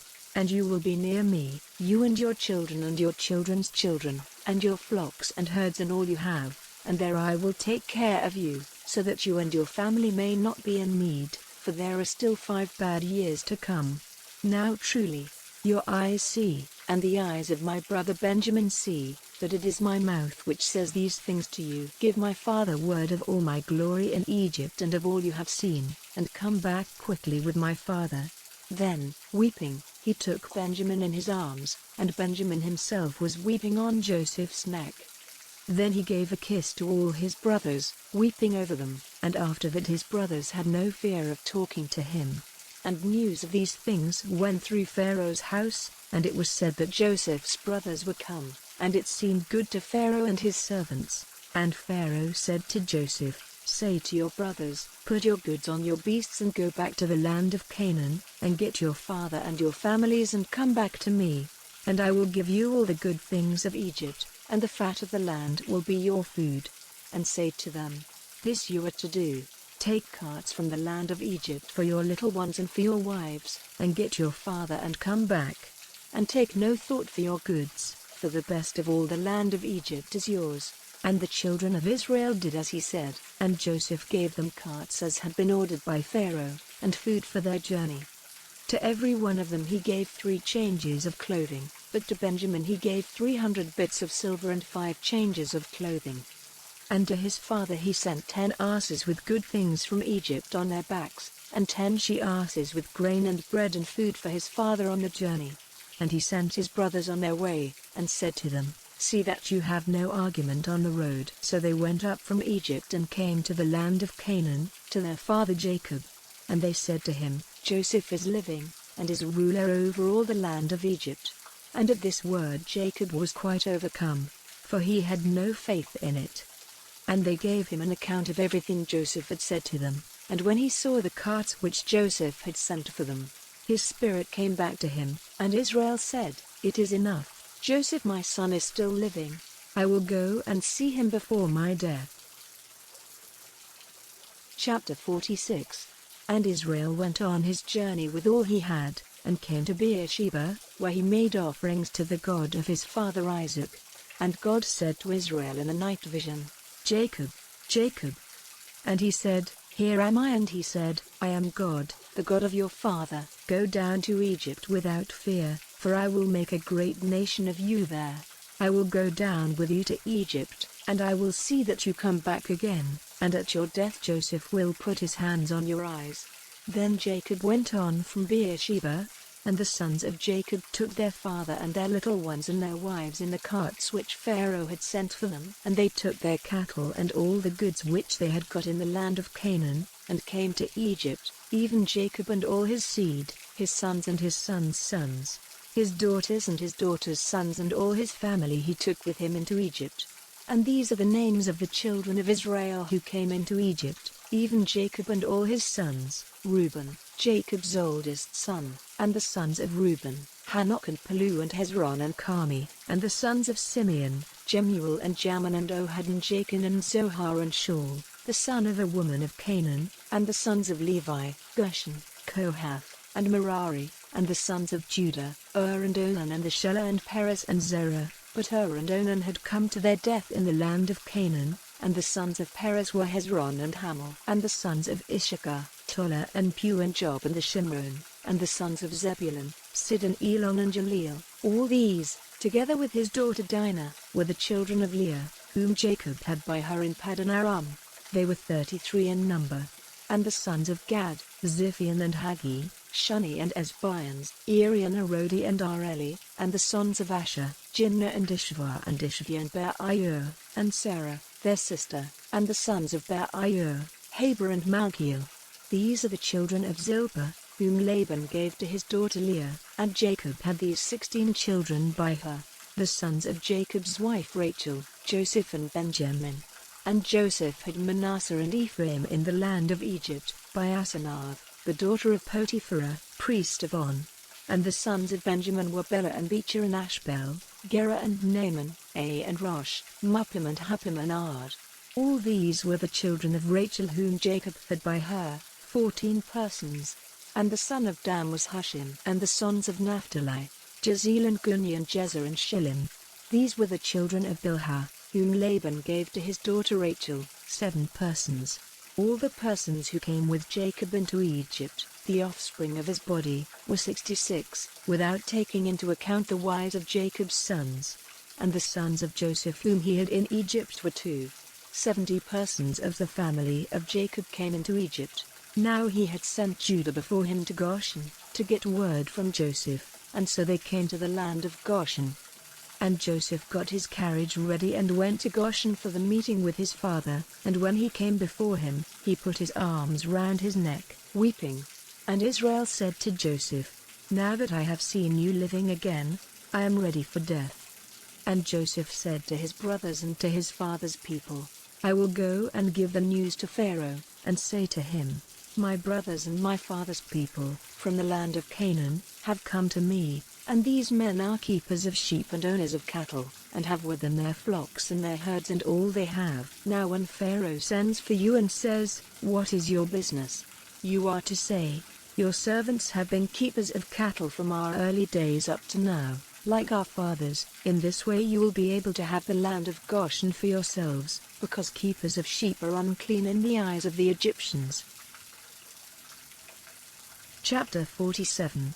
Then Joseph went to Pharaoh, and said, "My father and my brothers with their flocks and their herds and all they have, are come from Canaan, and are now in the land of Goshen." And he took 5 of his brothers to Pharaoh. And Pharaoh said to them, "What is your business?"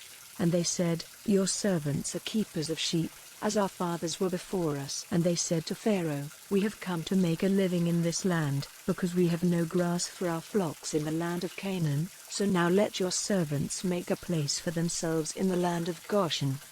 And Pharaoh said to Joseph, "Let them have the land of Goshen, and if there are any able men among them, put them over my cattle." And Jacob and his sons came to Joseph in Egypt. And when word of it came to the ears of Pharaoh, king of Egypt, he said to Joseph, "Your father and brothers have come to you. All the land of Egypt is before you. Let your father and your brothers have the best of the land for their resting place." Then Joseph made his father Jacob come before Pharaoh, and Jacob gave him his blessing. And Pharaoh said to him, "How old are you?" And Jacob said, "The years of my wanderings have been 130, small in number and full of sorrow have been the years of my life, and less than the years of the wanderings of my fathers." And Jacob gave Pharaoh his blessing, and went out from before him. And Joseph made a place for his father and his brothers, and gave them a heritage in the land of Egypt, in the best of the land of Ramesses, as Pharaoh had given orders. And Joseph took care of his father and his brothers and all his father's people, giving them food for the needs of their families. Now there was no food to be had in all the land, so that all Egypt and Canaan were wasted from need of food. And all the money in Egypt and in the land of Canaan which had been given for grain, came into the hands of Joseph, and he put it in Pharaoh's house. And when all the money in Egypt and Canaan was gone, the Egyptians came to Joseph, and said, Give us bread. Would you have us come to destruction before your eyes? For we have no more money. And Joseph said, Give me your cattle. I will give you grain in exchange for your cattle if your money is all gone. So they took their cattle to Joseph, and he gave them bread in exchange for their horses and flocks and herds and asses. So all that year he gave them food in exchange for their cattle. And when that year was ended, they came to him in the second year, and said, We may not keep it from our lord's knowledge that all our money is gone, and all the herds of cattle are my lord's. There is nothing more to give my lord but our bodies and our land. Are we to come to destruction before your eyes, we and our land? Take us and our land and give us bread, and we and our land will be servants to Pharaoh, and give us seed so that we may have life and the land may not become waste. So Joseph got all the land in Egypt for Pharaoh, for every Egyptian gave up his land in exchange for food, because of their great need. So all the land became Pharaoh's. And as for the people, he made servants of them, town by town, from one end of Egypt to the other. Only he did not take the land of the priests, for the priests had their food given them by Pharaoh, and having what Pharaoh gave them, they had no need to give up their land. Then Joseph said to the people, I have made you and your land this day the property of Pharaoh. Here is seed for you to put in your fields. And when the grain is cut, you are to give a fifth part to Pharaoh, and 4 parts will be yours for seed and food, and for your families and your little ones. And they said to him, Truly you have kept us from death, may we have grace in your eyes, and we will be Pharaoh's servants. Then Joseph made a law which is in force to this day, that Pharaoh was to have the 5th part, only the land of the priests did not become his. And so Israel was living among the Egyptians in the land of Goshen, and they got property there, and became very great in numbers and in wealth. And Jacob was living in the land of Goshen for 17 years, so the years of his life were 147. And the time of his death came near, and he sent for his son Joseph and said to him, If now I am dear to you, put your hand under my leg and take an oath that you will not put me to rest in Egypt, but when I go to my fathers, you are to take me out of Egypt and put me to rest in their last resting place. And he said, I will do so. And he said, Take an oath to me, and he took an oath to him, and Israel gave worship on the bed's head. Chapter 48. Now after these things, word came to Joseph that his father was ill, and he took with him his sons Manasseh and Ephraim. And when they said to Jacob, Your son Joseph is coming to see you, then Israel, getting all his strength together, had himself lifted up in his bed. And Jacob said to Joseph, God, the ruler of all, came to me in a vision at Luz in the land of Canaan, and gave me his blessing, and said to me, Truly, I will make you fertile and give you increase and will make of you a great family of nations. And I will give this land to your seed after you to be their heritage forever. And now your 2 sons who came to birth in Egypt before I came to you here, are mine. Ephraim and Manasseh will be mine, in the same way as Reuben and Simeon are.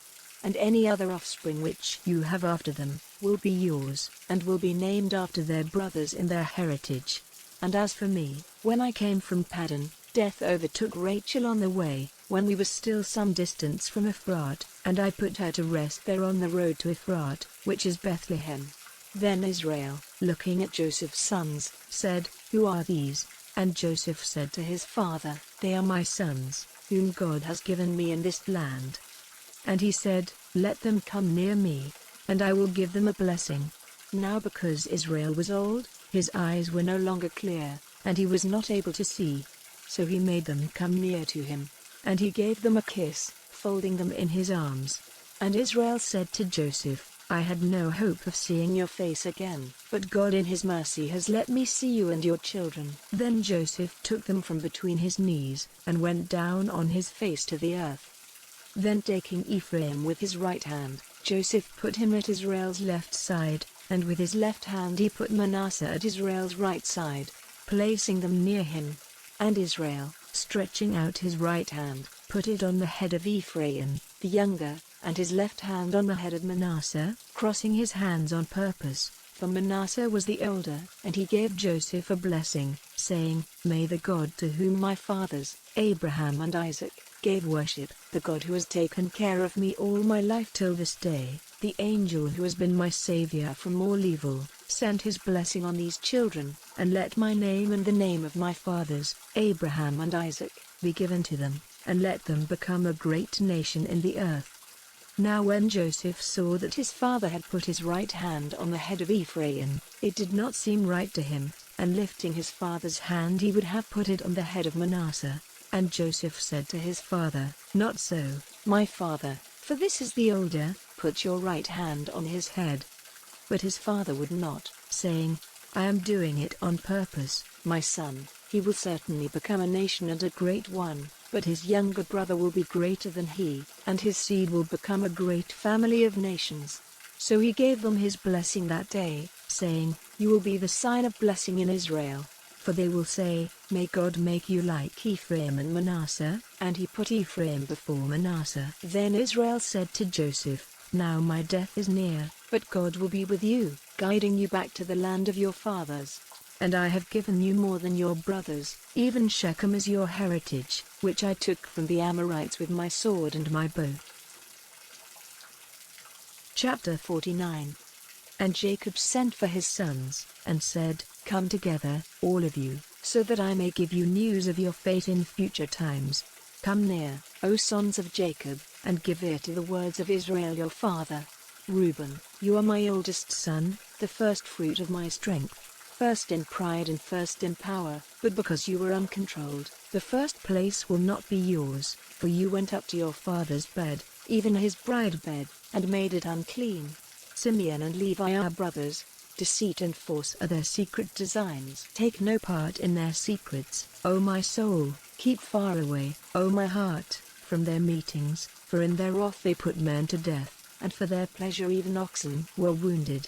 A curse on their passion, for it was bitter, and on their wrath, for it was cruel. I will let their heritage in Jacob be broken up, driving them from their places in Israel. To you, Judah, will your brothers give praise, your hand will be on the neck of your haters, your father's sons will go down to the earth before you. Judah is a young lion, like a lion full of meat you have become great, my son. Now he takes his rest like a lion stretched out and like an old lion, by whom will his sleep be broken? The rod of authority will not be taken from Judah, and he will not be without a lawgiver, till he comes who has the right to it, and the peoples will put themselves under his rule.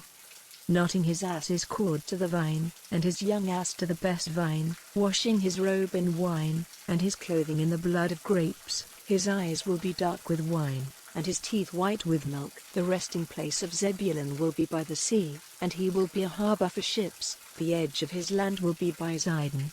Issachar is a strong ass stretched out among the flocks, and he saw that rest was good and the land was pleasing, so he let them put weights on his back and became a servant. Dan will be the judge of his people, as one of the tribes of Israel.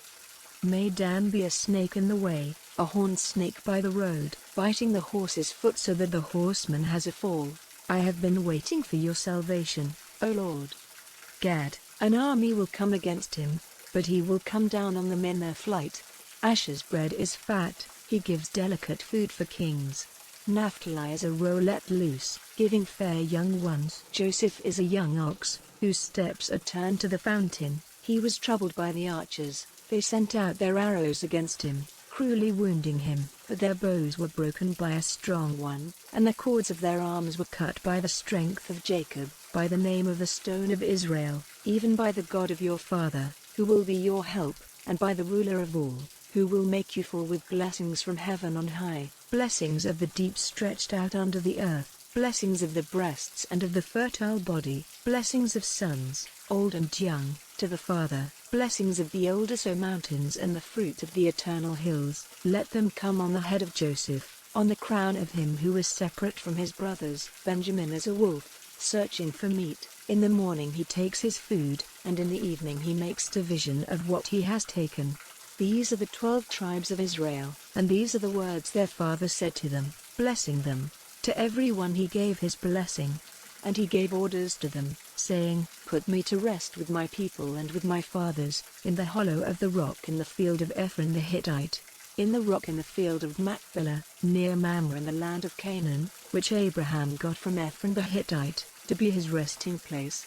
There Abraham and Sarah his wife were put to rest, and there they put Isaac and Rebekah his wife, and there I put Leah to rest. In the rock in the field which was got for a price from the people of Heth. And when Jacob had come to the end of these words to his sons, stretching himself on his bed, he gave up his spirit, and went the way of his people. Chapter 50. And Joseph put his head down on his father's face, weeping and kissing him. And Joseph gave orders to his servants who had the necessary knowledge, to make his father's body ready, folding it in linen with spices, and they did so. And the 40 days needed for making the body ready went by, and there was weeping for him among the Egyptians for 70 days. And when the days of weeping for him were past, Joseph said to the servants of Pharaoh, "If now you have love for me, say these words to Pharaoh, my father made me take an oath, saying, when I am dead, put me to rest in the place I have made ready for myself in the land of Canaan. So now let me go and put my father in his last resting place, and I will come back again." And Pharaoh said, "Go up and put your father to rest, as you gave your oath to him." So Joseph went up to put his father in his last resting place, and with him went all the servants of Pharaoh, and the chief men of his house and all the chiefs of the land of Egypt, and all the family of Joseph, and his brothers and his father's people, only their little ones and their flocks and herds they did not take with them from the land of Goshen. And carriages went up with him and horsemen, a great army. And they came to the grain floor of Atad on the other side of Jordan. And there they gave the last honors to Jacob, with great and bitter sorrow, weeping for their father for 7 days. And when the people of the land, the people of Canaan, at the grain floor of Atad, saw their grief, they said, "Great is the grief of the Egyptians." So the place was named Abel Mizraim, on the other side of Jordan. So his sons did as he had given them orders to do, for they took him into the land of Canaan and put him to rest in the hollow rock in the field of Machpelah, which Abraham got with the field, for a resting place, from Ephron the Hittite at Mamre. And when his father had been put to rest, Joseph and his brothers and all who had gone with him, went back to Egypt. Now after the death of their father, Joseph's brothers said to themselves, "It may be that Joseph's heart will be turned against us, and he will give us punishment for all the evil which we did to him." So they sent word to Joseph, saying, "Your father, before his death, gave us orders, saying, you are to say to Joseph, let the wrongdoing of your brothers be overlooked, and the evil they did to you. Now, if it is your pleasure, let the sin of the servants of your father's God of forgiveness." And at these words, Joseph was overcome with weeping. Then his brothers went, and falling at his feet, said, "Truly, we are your servants." And Joseph said, "Have no fear. Am I in the place of God? As for you, it was in your mind to do me evil, but God has given a happy outcome, the salvation of numbers of people, as you see today. So now, have no fear, for I will take care of you and your little ones." So he gave them comfort with kind words. Now Joseph and all his father's family went on living in Egypt, and the years of Joseph's life were 110. And Joseph saw Ephraim's children of the 3rd generation, and the children of Machir, the son of Manasseh, came to birth on Joseph's knees. Then Joseph said to his brothers, "The time of my death has come, but God will keep you in mind and take you out of this land into the land which he gave by his oath to Abraham and Isaac and Jacob." Then Joseph made the children of Israel take an oath, saying, "God will certainly give effect to his word, and you are to take my bones away from here." So Joseph came to his death, being 110 years old. And they made his body ready, and he was put in a chest in Egypt.